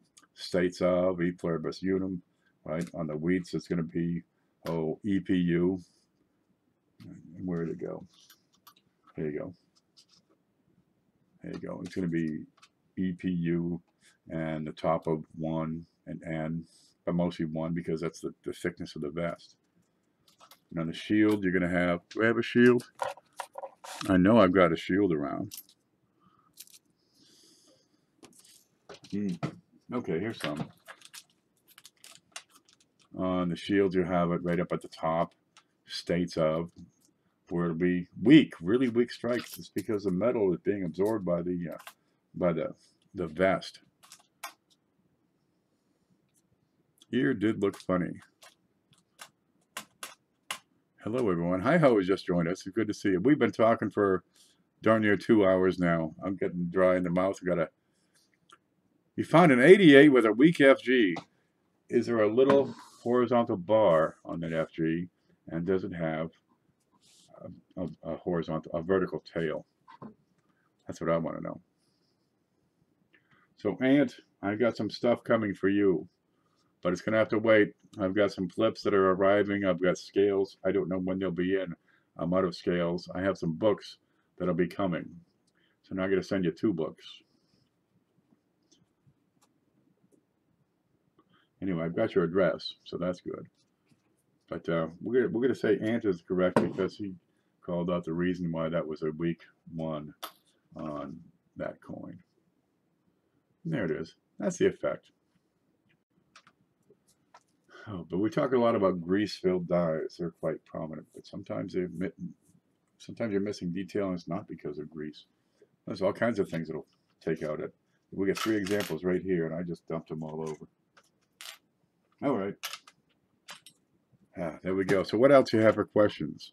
If you got questions, just, send me an email. I don't get to all of them as fast as I'd like, and every now and then one will sneak by me altogether, but I try to reply to all those questions.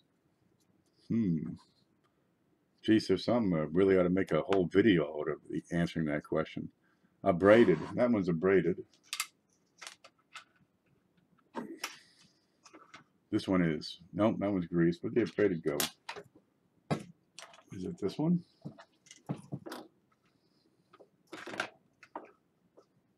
There you go. That one was a braided off. That's why that's missing detail. So we got, 3 reasons for missing detail right here. 88 good anti-tank gun. Those poor U.S. servicemen in the Sherman tanks. Oh man, I've been watching a lot of World War II videos lately. Ken Peavey knocked it out of the park today. Thanks, Coin Finder. Now, Coin, that's Ray Hepburn. Ray. There's so many Rays. It's Ray. He just started his channel. Get over there and give him a sub. Coin Finder, can you put your link up right here so people can find that easy? And I'll try to make you, remind me, I'll make it the channel of the week next week. Right now it's CJ. And I put CJ up because he gave me a great shout out. He got some stuff in the mail and I was pretty happy. Okay, gotta run. Good day all. See you later. Thank you, Ken. Great class. Beth, stay warm, stay safe.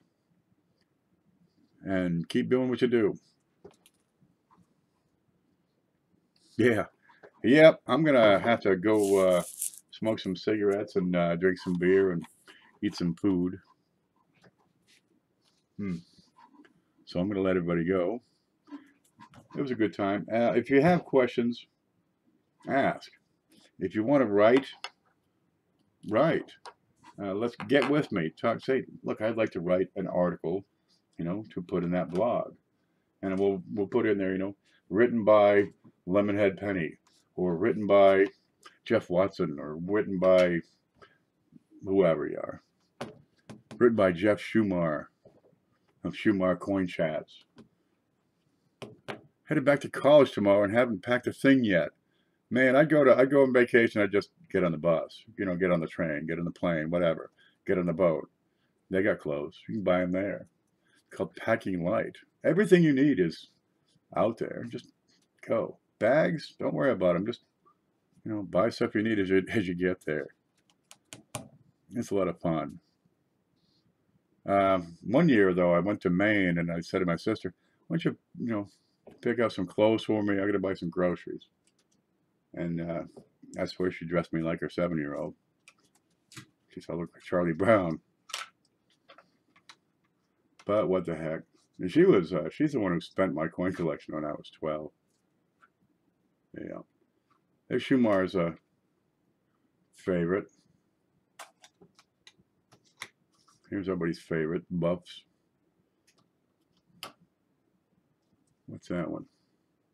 That's at 23. Whose favorite is the Columbia $50? Everybody's favorite. Yeah. Well, I'm going to let you all go. YouTube had a mess. What'd I miss? We're just chatting is all. I got to learn how to spell first. They get that software out there.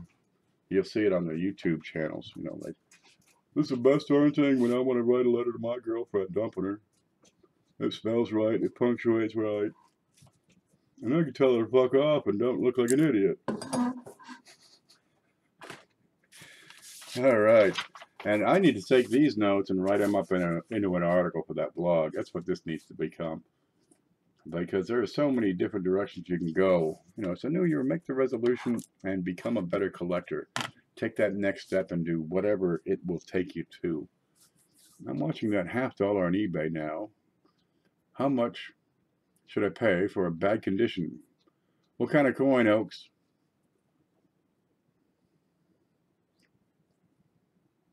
What kind of $50? Can do stand up. I'm wearing pants. Really, I'm wearing pants. It's cold out there. I went to get the mail. The bushes don't have leaves, so I had to wear pants. The Colombian $50, you can pick these up. Where'd they go? You can pick up one of these, $18.92 or $93. Figure the same price. In this sort of shape where you've got almost all the detail, maybe some contact marks, XF to AU, you can probably pick them up for $10 to $15, right? I mean, pretty regularly. You go much lower, and you're probably going to get into some coins that are just plain wore out. Look for the better detail. There's a lot of these, so don't be in a hurry, right? You want to see, everything. Look for the edges to be clear and clean. Here I've got finning. You want to see finning if it's on there, because finning means that, well, it didn't get a whole lot of circulation. You want to look to see that his hair is complete. A little bit of wear on the high points, understandable.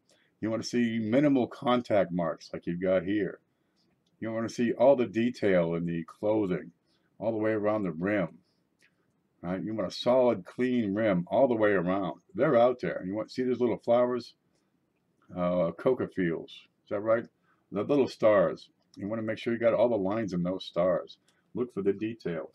If you don't have that, just move on.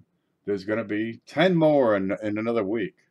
Right? You want to see the sail lines here. You want to see them go all the way through that sail.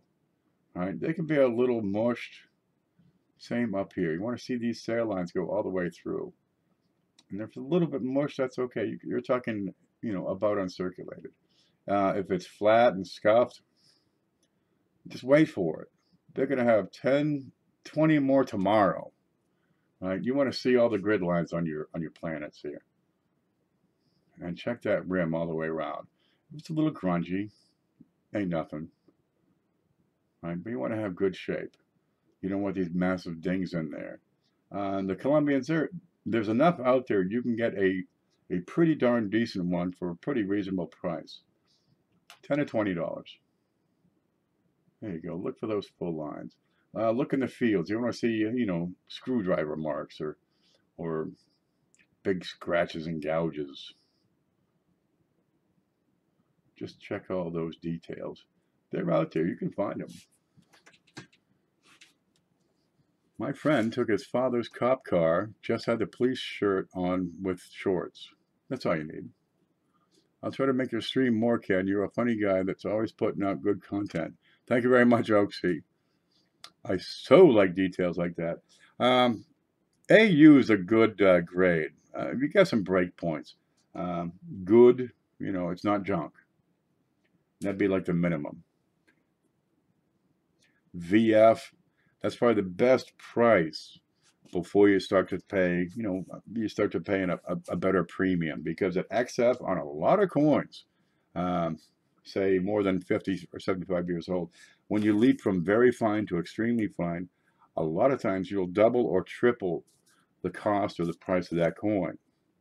Okay, and another spot is AU, because if it's got just a touch of wear, just a touch, it's not uncirculated.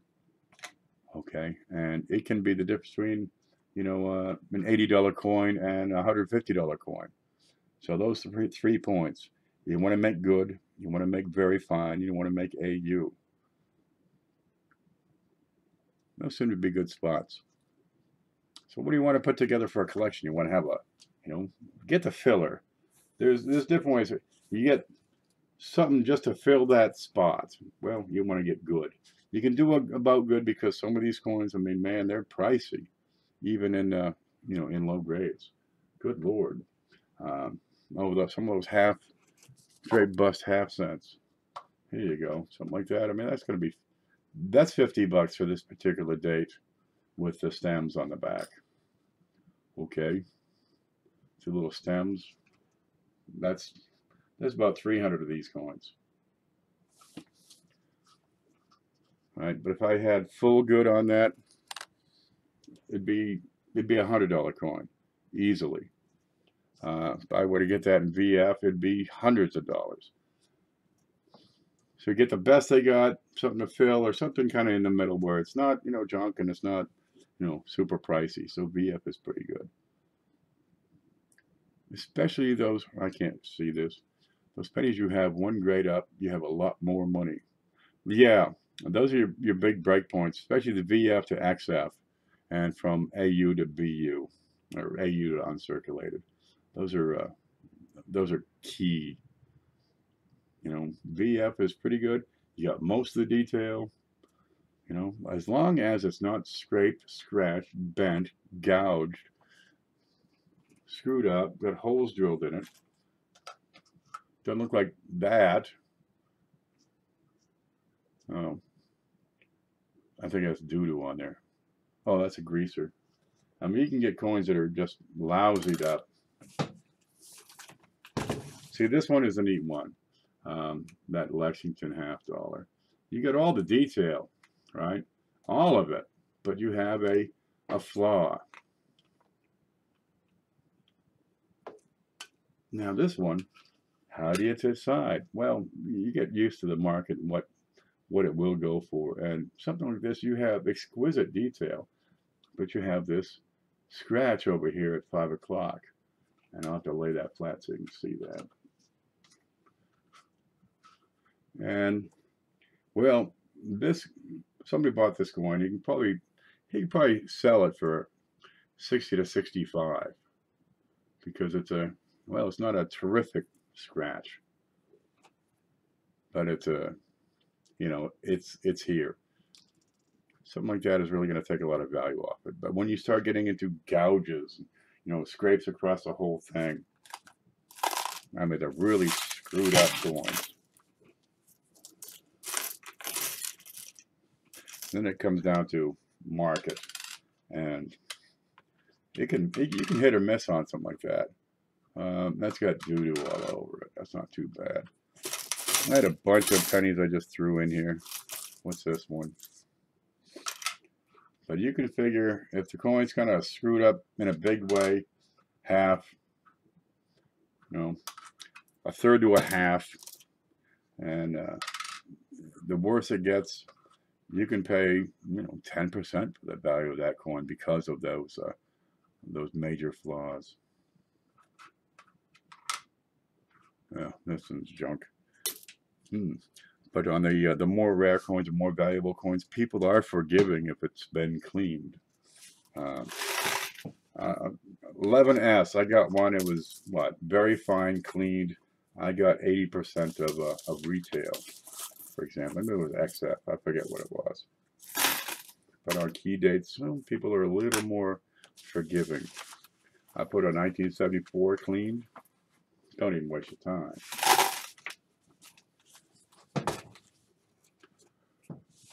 That's what I get fine to VF. VF, I think, is the best balance between good quality and good price.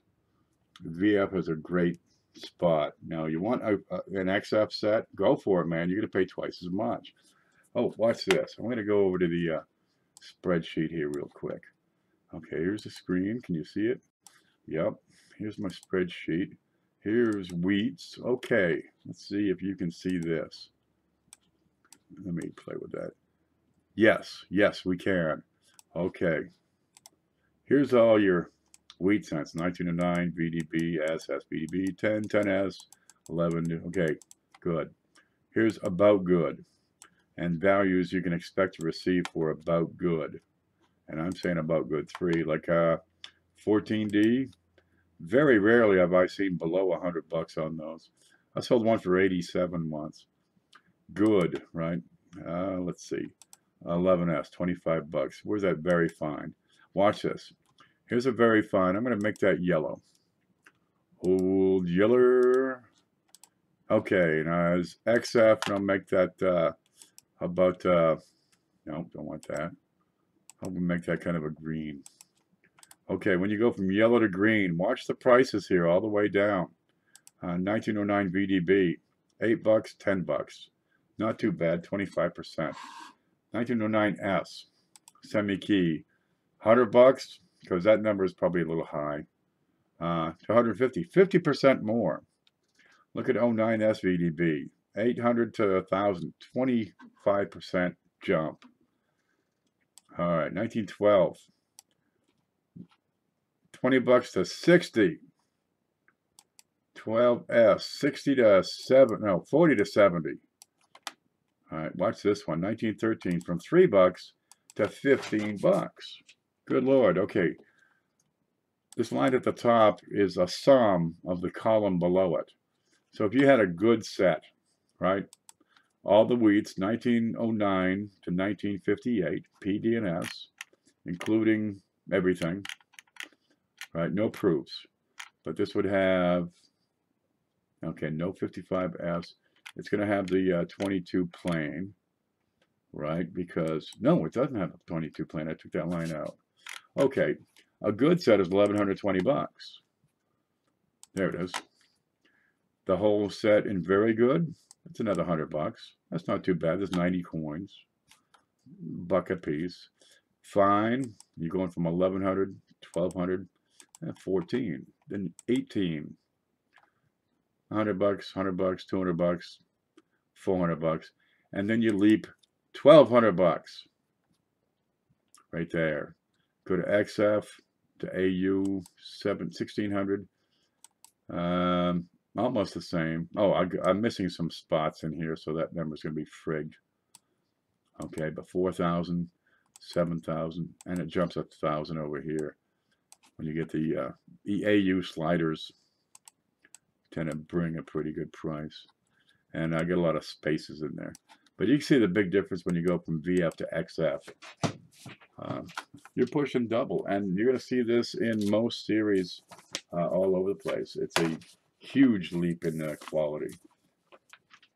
And a huge leap in price. So, do you want to be a frugal collector? Go VF and lower. Good is, well, it's good. It fills a hole, and if you gotta fill that set, it's a good way to do it. But I like to have at least some detail, and very fine is a pretty decent balance between, quality of coin and well, the wallet.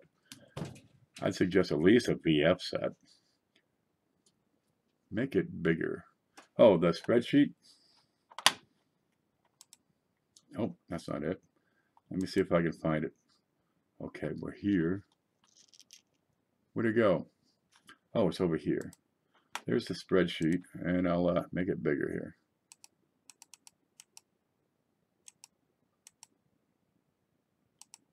There you go. How's that? Is that going to work for your size? You see, I'd have to get back to chat. I'd have to kill this. Okay, we'll just look at it. And yellow, very fine. Green, XF, and you see the price difference in a lot of these. 1915 goes from $12 to $41. 15D, pretty good date. $5 to 20. 15S, 26 that doubles. 16D, triples. 16S, 7 to 20, just about triples. That's the price difference between VF and XF. 17D, 5 times as much. 17S, 4.5 times. 4 times. From $3 to 15. That's what these are doing. Let's see, 25S, what do you got there? From $2 to $10. 24D, $50 to darn near 100. Yeah. 31D, 6 to 12. 31S is a neat one. $4. Well, that's the way that works on 31Ss. There's plenty of them in good grades. The trick there is to get the cheap ones. You can find some cheap 31Ss. They want that, but still, you know, they're going to pay 45 bucks for junk. And once you get into the more common dates, you know, 40s and 50s, $9 to, or 9 cents to 12 cents, that doesn't really work. You know, these are 4-cent coins up there. But that's what that, how's it doing on 2 centers? Let's look at that. Okay. What do we got? Very fine. Small model, 500 bucks, jumps 50% to 750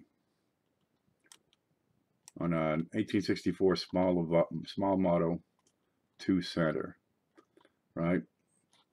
65, 6 and 7, pretty much the same prices. 30 to 50, still 60% leap. 72 is a big one. 800 to 1,000, that's 25%. You don't get 25% jumps back here. Okay, maybe you do. That's like 50%. All right, but that's usually a big one. Let's go back to here. You can look at this for a bit. I'll look at the coffee. I set out collecting stamps with my father. My brother did the stamps, I did the coins. My brother did the fishing, I did the chess.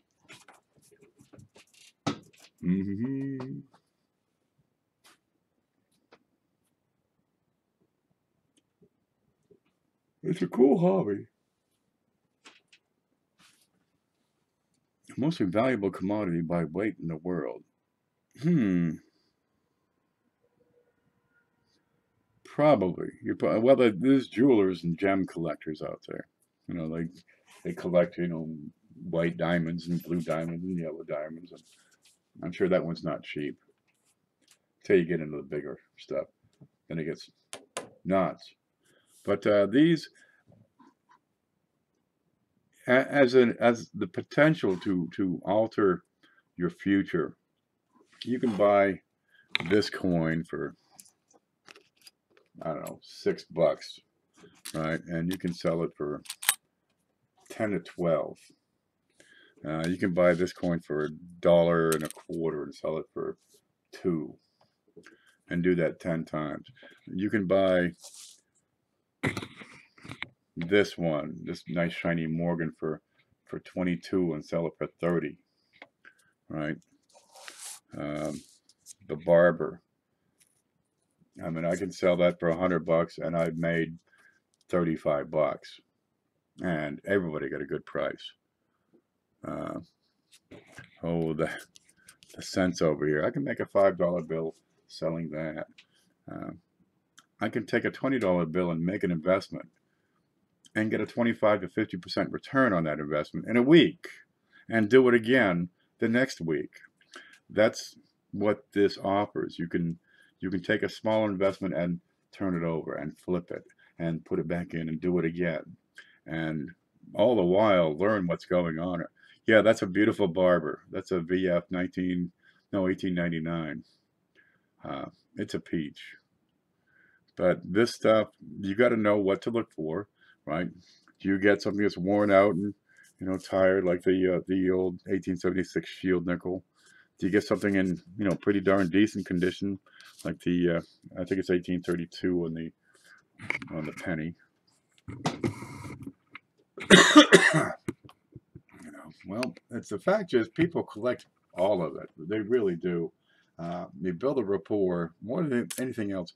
Be honest with your people and show them what you got. And with these cameras, we're at a point we've never been at before, you know, because we didn't have this technology 5 years ago. You got cameras on your phone that will take a better picture of this coin than I could take with an expensive camera 10 years ago. And you can send that anywhere in the world, sell it, get paid, and have the money in the bank in 10 minutes. That's what we can do with this. There it is. And the only real hassle is, you know, a shipping delay in between getting the coin, selling it, and repeating the process. But if you got $20 to do something with, you can make an investment that will that you can turn over anytime you like down the road. Next week, a month from now, 10 years from now. And the longer you wait, a lot of times, the higher the return. Kind of neat, but I can take this coin and sell it and make, $20 to $50 profit on it. Or this coin and I can sell it and make $2 to $10 profit on it. How many coins can I flip in a day?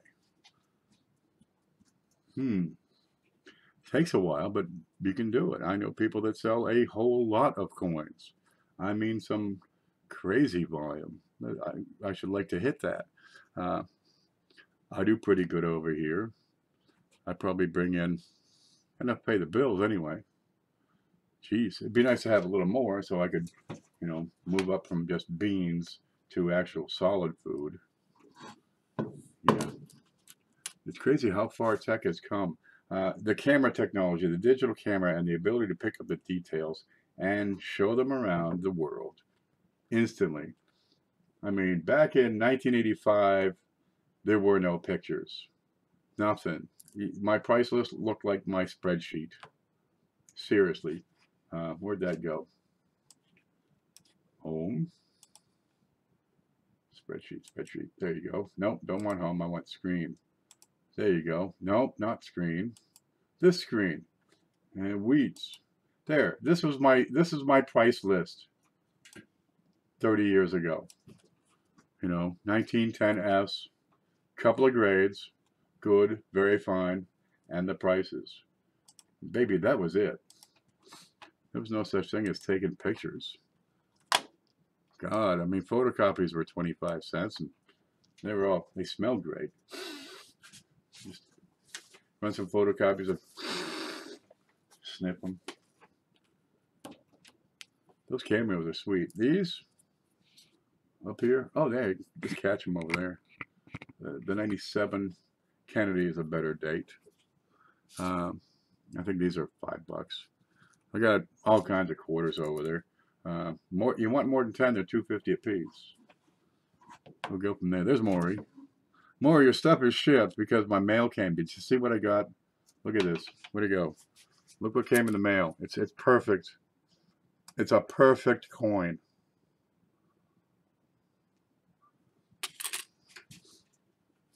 We used to print some nice coin catalogs. You can do that, but you got to have some really high-end coins. I mean, I was doing, 1909 BDBs in fine back then. And then we got this guy, which is, oh, you can't even see it. There it is. That's a 1935 commemorative San Diego S, and it's pretty darn luscious. Then we get all these dimes. These showed up. Yeah, so now I got to stay up and look at those all day.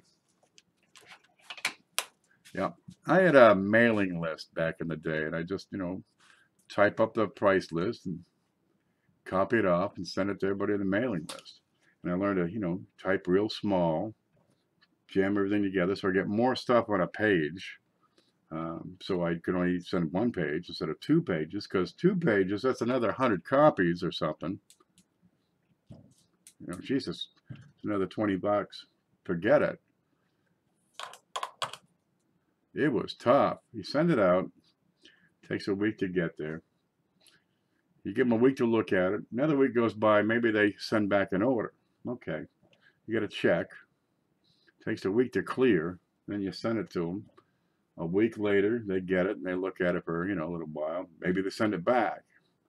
What they do, you're talking 6 to 8 weeks from where you send it out to where the whole thing is done. That's how that was. We had mail bids back then. That was neat. Just type a bunch of stuff you have and you send it out. And people, they'll put a bid on it and send it back to you. And you get a deadline. You send it on the 1st of the month, and the deadline is the 31st of that month. And all the bids come back in, after a couple of weeks, and you just tally them all up. This guy bid on number 1, number 6, number 14. Write his little name, write his number. Go through the whole list, do the next one. And geez, if you had a spreadsheet back then, life would be so damn easy. Type. Here's the guy. Here's his bids.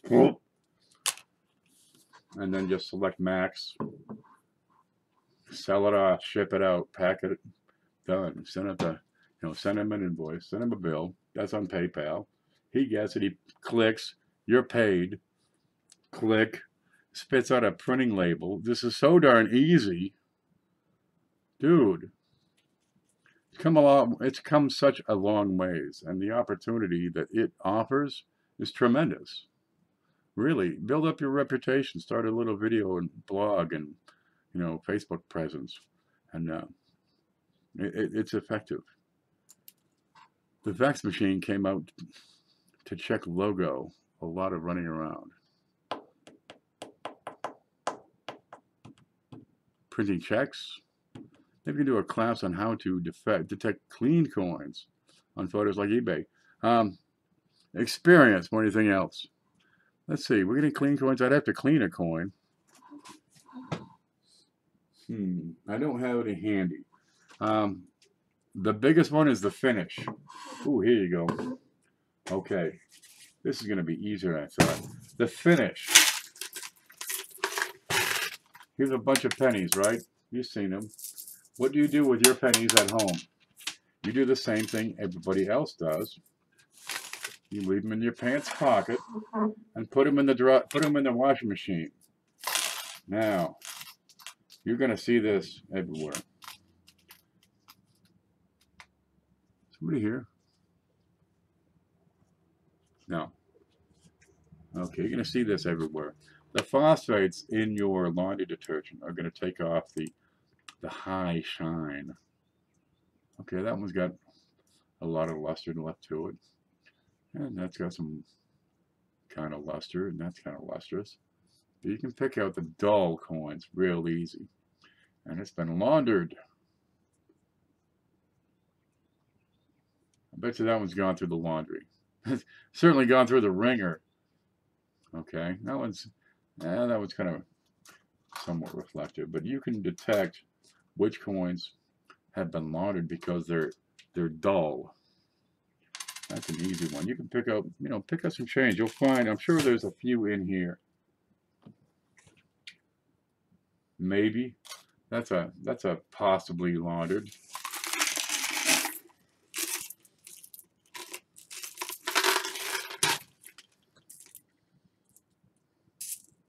What do we got here? And it changes the color.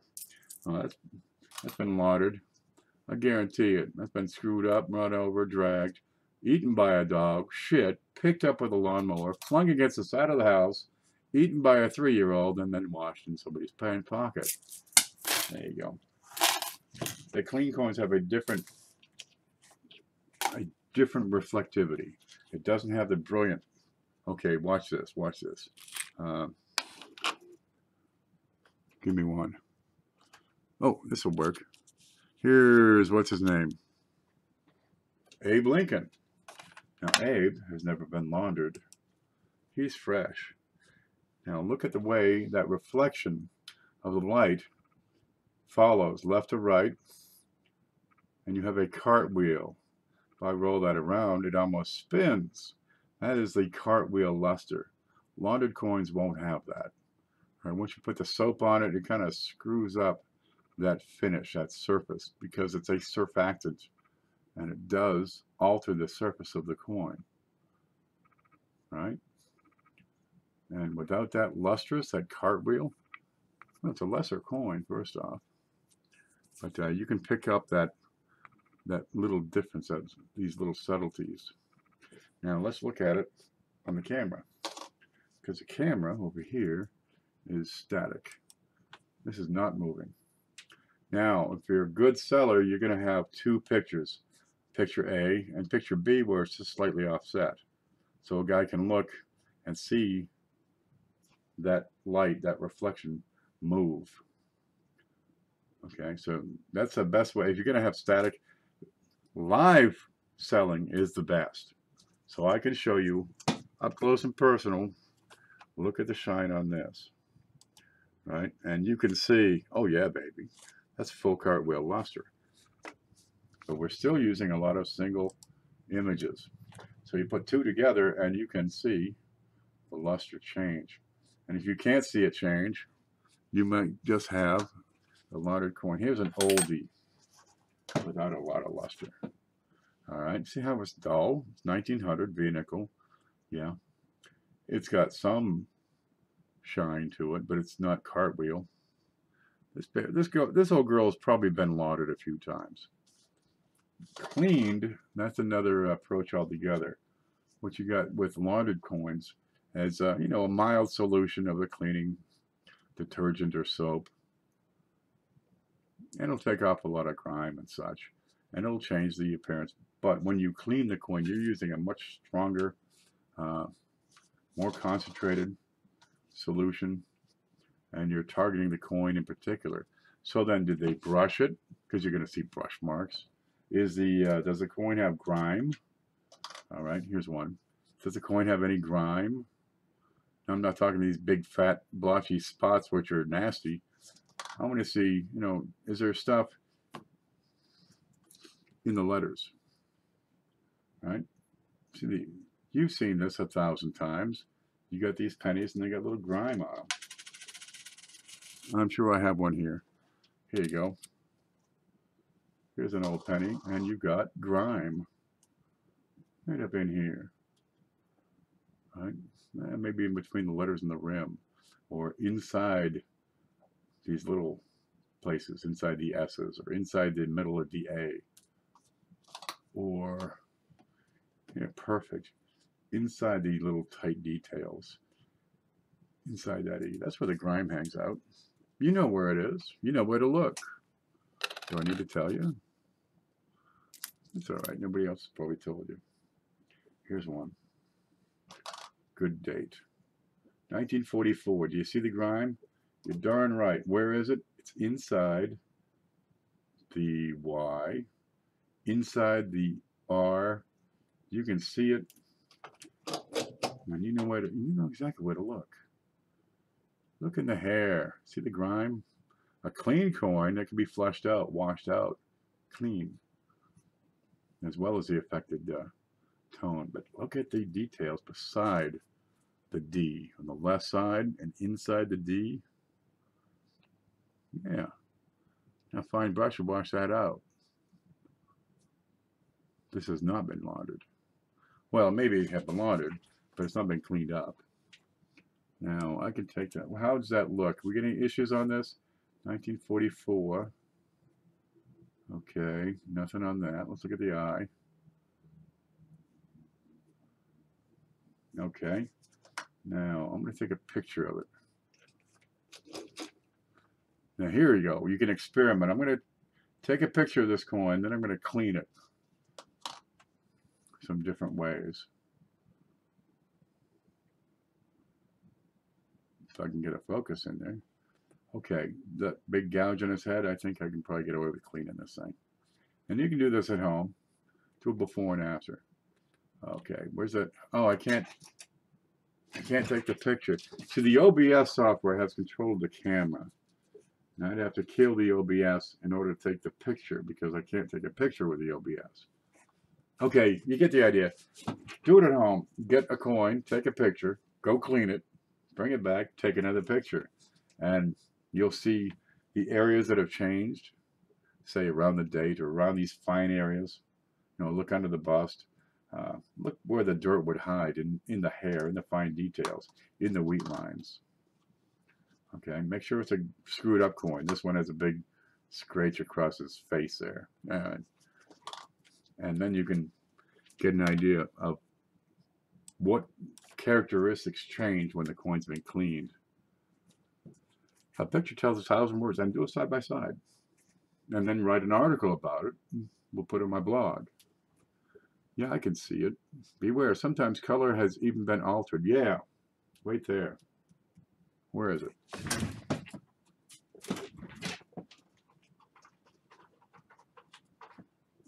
Let's see.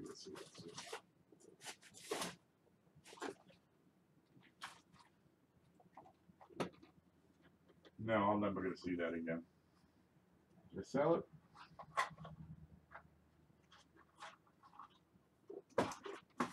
Where did this stuff go?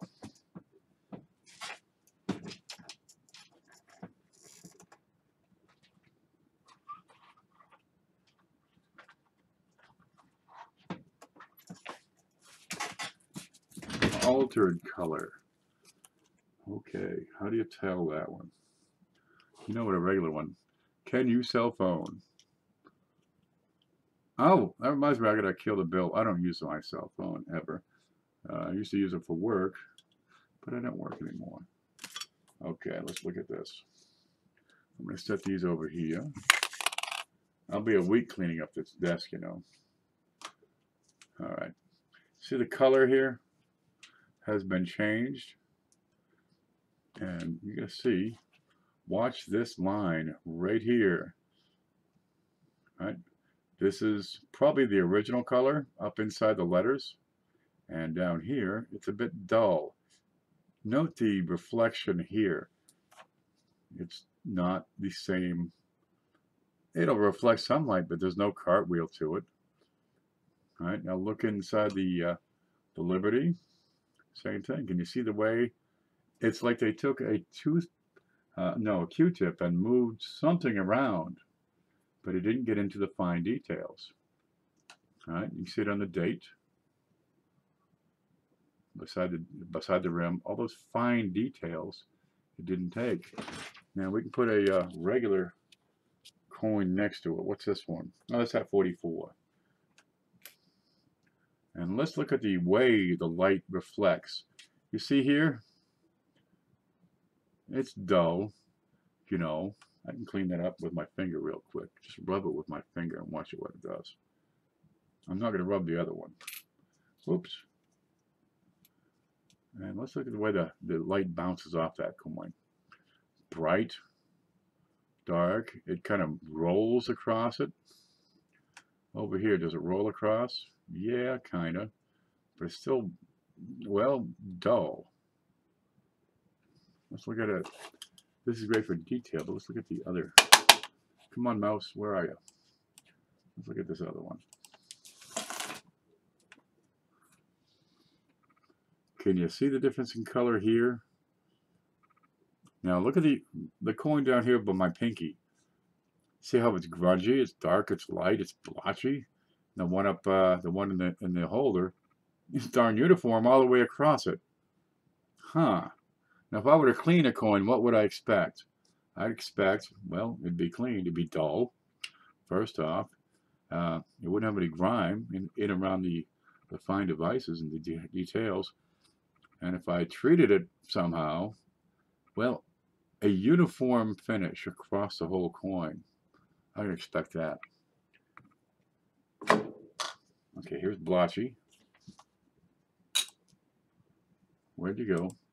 That's blotchy. Okay, big doo-doo on his head. Right, I got some doo-doo on that rim.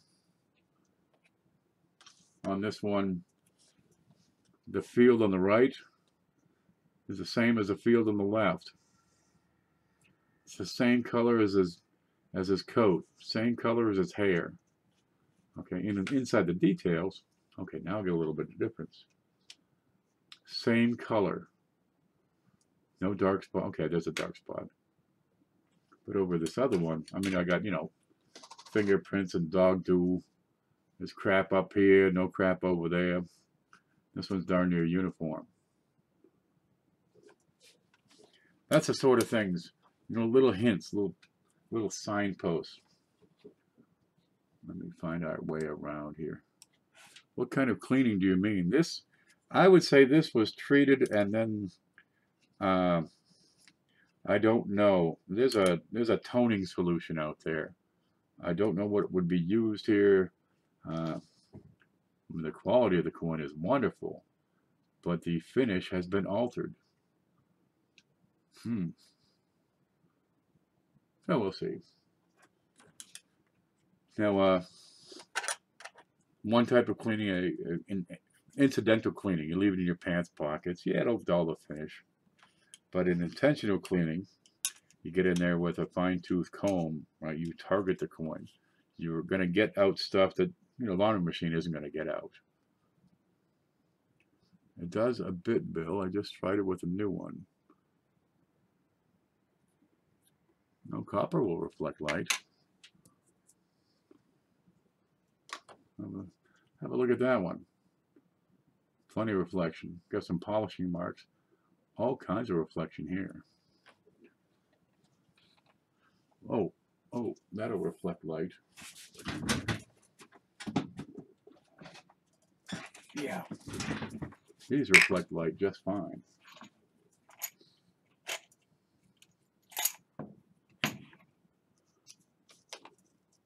These reflect light wonderfully. And they're copper. Look at the shine on that baby, huh? There's a penny over to the left, and the big thing there. Look, there's the back of it, that eagle. All kinds of reflection on that one. You can almost see yourself in there.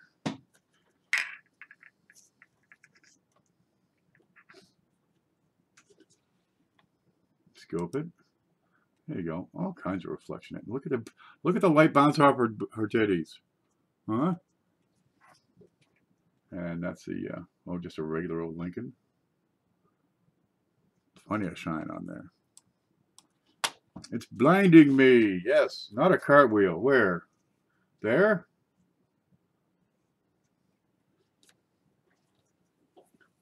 Let's have a look at it. Alrighty. Oh, I've got to use the mouse to click. Oh man, I screwed it up. I got to set it down. I'm going to move this over. Can I just shrink this window because it's covering the chat? Uh-oh. Oh, okay, let me set this down. Okay, let me play with this here. Oh no, I'm going to shrink this window. There. Now I can access controls and see the chat. Home. It's not a cartwheel. Well, if I can get a good grip on it right here.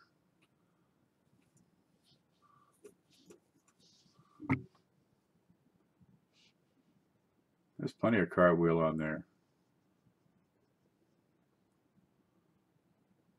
Yeah, I'm happy with that. What is safe for cotton glove cleaning? Cheap cotton gloves. This is a brand new one in my hand. There's plenty of cartwheel on there. See her climb up through the letters? I'm going to set that down here. Okay. Here we have the dirty old finger. And I've used this many, many times. And they stretch out. Okay. There's a brand new one. And you can see the difference over time. Right? And these guys, they're not elastic. Right? They're cotton. 100% natural fiber. You clean them, it's going to change them. They're going to shrink. They're going to stretch. They're never going to fit again. You're not going to get that piece around your finger right. These are $1. Just throw them away. Use them up. They're disposable. If you can get more expensive gloves, but again, the glove won't fit. It'll fall off. It'll stretch. This doesn't fit anyway because it's too tight right here. So I cut those. I abuse them. They're good enough for now. They're not meant to be permanent gloves. Gloves are a disposable thing. Keep shopping around. They're out there. You can spend $5 for a glove and they'll last, for a good while. You spend $1 for a glove, and it'll last for a good while. But when they're done, when they're filthy and gross, get another pair. But you're wasting your time trying to wash them. You can, perhaps. You got to rinse the heck out of them because the natural fiber is going to hold on to soaps a little longer and harder.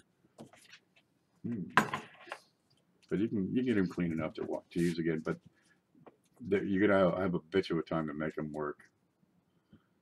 See, of color and finishes, they react differently to light. And different kinds of light, too. Nor safe for the gloves or coins. Yeah, but you wash the gloves, you're going to have contaminants in there. And you go to touch your coins again, you're just begging for trouble if you haven't, rinsed the heck out of them. I just throw them the heck out and get another pair. These are never been cleaned. They come, I'll get them in. If you want them, they're a buck a piece. There you go. Good size. I keep looking, you know, I'll try another company and see what they got. I'll order a couple of dozen gloves and see. You can cut the fingers off, right? So you just have this much. And now, if you're using 2 out of a pair of gloves, you got 1 set, 2 set, 2.5 set. And you can get a lot more stretch out of that, you know, $1 worth of gloves. Because how many times are you going to hold the coin in more than just these 2 fingers? That's what I want. I want to be able to pick up that coin and move it. I want to place it on a card, right? Ta-da. I want to put it into a holder. Oh, let's see. Where's my flips? I want to put that coin into a holder. All right. Doink. It's in the holder. I'm not going to pick it up and rub it all over. I'm not going to hold it in my hand. All right. If I'm going to finger it up, it better be worth, you know, a Kenyan dime, which is what that is. That's a Kenya dime. Look at the thing. It's huge. I think it's made out of borax. Right? But anything really expensive, say if I'm going to handle something like, say, that, you know, I'll wear the whole glove. Because I don't want to get a piece of my finger. Oh, I showed you this, didn't I? Okay, watch this. Watch this. This is a great one. Okay, see how clean that is? See how shiny that is? I'm going to touch it one time with my finger. Let me use that one. Ready? Touch. You don't see it here. This is my loop. But over here on the close-up, what do you got? You got my fingerprint right there. That's what you're doing without the gloves. And that's what the gloves are protecting your coins from. So you don't, you know, tell me that's not going to screw up your coin.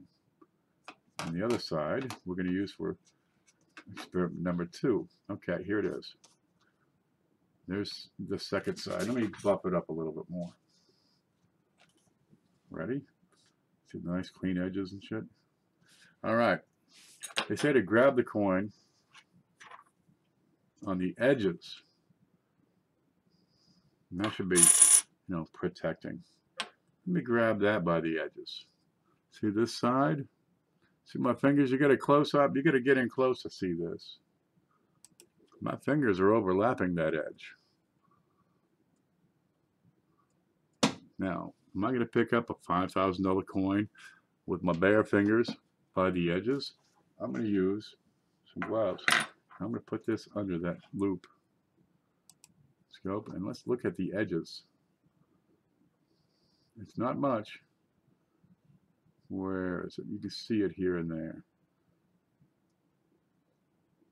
There you go. Where's that stick? Now I'm going to take off these gloves because they're bothering me. Okay, this is where I picked it up. And you can see on the edge this little bit. And I can move it. These are organic acids. Right up in here. This is where I picked it up and touched it. And I can move that. And over on this side, it's just a little bit of overlap. But these organic compounds, yeah, there we go. See me stretching this stuff out? They move. You get a nice warm coin. That grease of yours is going to kind of creep along just a little. And next year, a little more. And in 5 years, 10, 20 years, you're going to have a dark ring around your coin from picking it up by the edges. Get the gloves. It's $1. You don't like those? Get latex. And if you get latex, make sure you get, if we can show, powder free. Come on, zoom in. That'll say powder free. They'll put cornstarch in there. Powder free. And the cornstarch lets you get your hand in there. But then you're getting cornstarch all over every darn thing. We don't want to get cornstarch on the pennies. So look for powder free. Single use, use them up, throw them away. 50 gloves, $5, maybe $6. 10, 12 cents a piece. That's $1. That's 12 cents. The doctor uses his glove one time. Tell me, you go to the doctor and you look at him and he's got this glove on and he's coming at you. Would you want him to be wearing a new glove?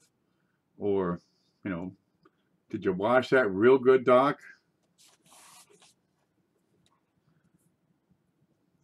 What recently happened to my grandfather's $50? The hard plastic will not keep a fold. I'm missing something here. There are horror stories from collectors put away in the 70s, 80s, and returning to green mess. Plastics. They use a lot of different plastics. They use plasticizers, softeners in their plastics, right? Because these are kind of stiff and they don't want to bend easy. You know, you try to bend that and put it away and it just bounces right back up. The stiffies, I got some stiffies or softies. Where'd they go? I had one out to show.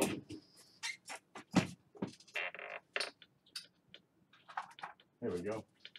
This is a BCW holder. And look how nice and soft those are. All right, I can fold it. It'll go back to where it was. I can unfold it.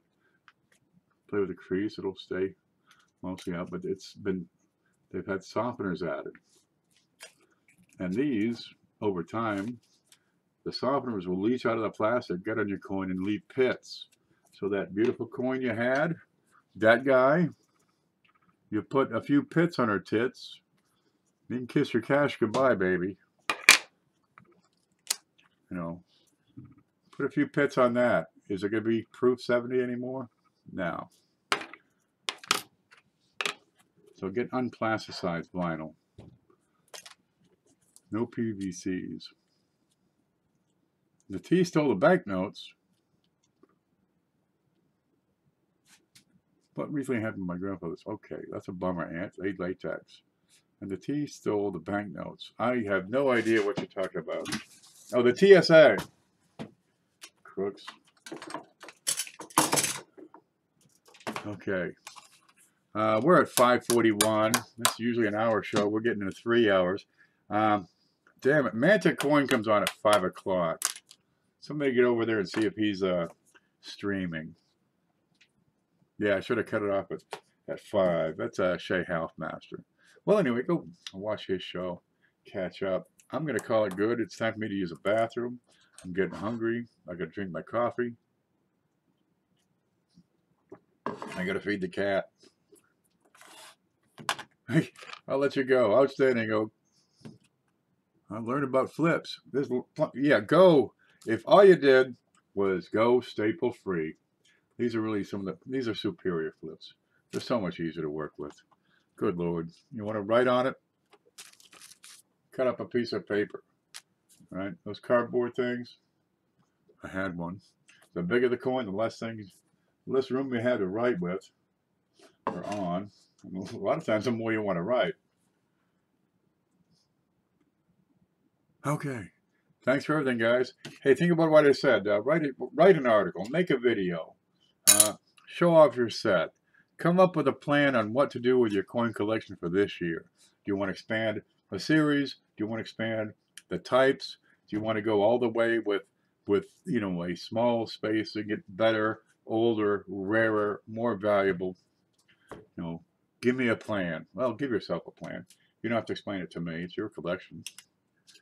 But there's anything you can do. And take that step into getting more involved, more active. Go to shows. Get your credentials, you know, Konica membership, ANA membership, NLG, whatever you can. If there's a class anywhere, get to it, take it, pass it. Thank you, Peavey. Thank you, Maury. Oh, and I got to get Ant. Ant has 2 books coming, but I have no books. I'm working on it. There was no second prize winner. And okay, so be here tomorrow, guys, at the same time, same bat channel. We're gonna have the Sunday Big Show. Never been to a show yet? What's wrong with you? Good Lord, we give away. Oh, did you see what we had for tomorrow? Where is it? Huh. Is it over here? No. Spin the box. Big show, big box. There's the big show. There's the big box. What haven't I given away yet?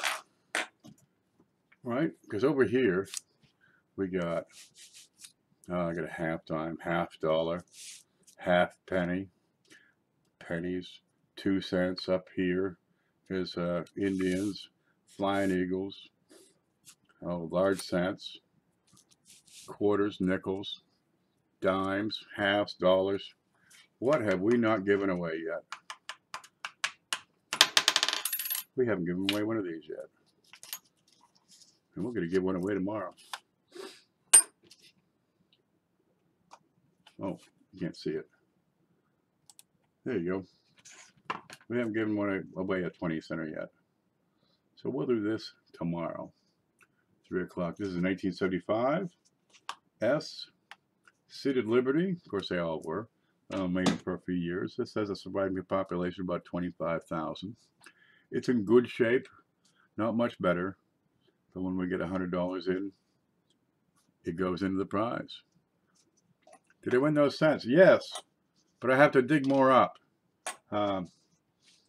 Well, I got to come up with 2 sets because the one set I had is still over here on the side of the desk. Well, they're covered in cat hair and boogers and spider webs. But I've got, bunches of them. I'll get that. But I don't have the books. I've got the black book, and I haven't shipped that out to John yet. John S. He kind of won. I said, okay, yep, you win. And I was wrong. So I got to send him one. Because I can't say, oh, no, wait, we get nothing. I'd be a turd. So I'm going to get him some stuff. I haven't given away gold yet. One day I'll give away gold. It'll be fun. Clash gives away gold. Small gold. But he's about the only one. I still have those prestige sets. They're up here on the shelf. Yes. 3 for $90. You want them? Let me know. They're nice. Okay, I'm going to take off, guys, because it's time for me to get to the bathroom. You stay groovy, stay safe, and stay warm, huh?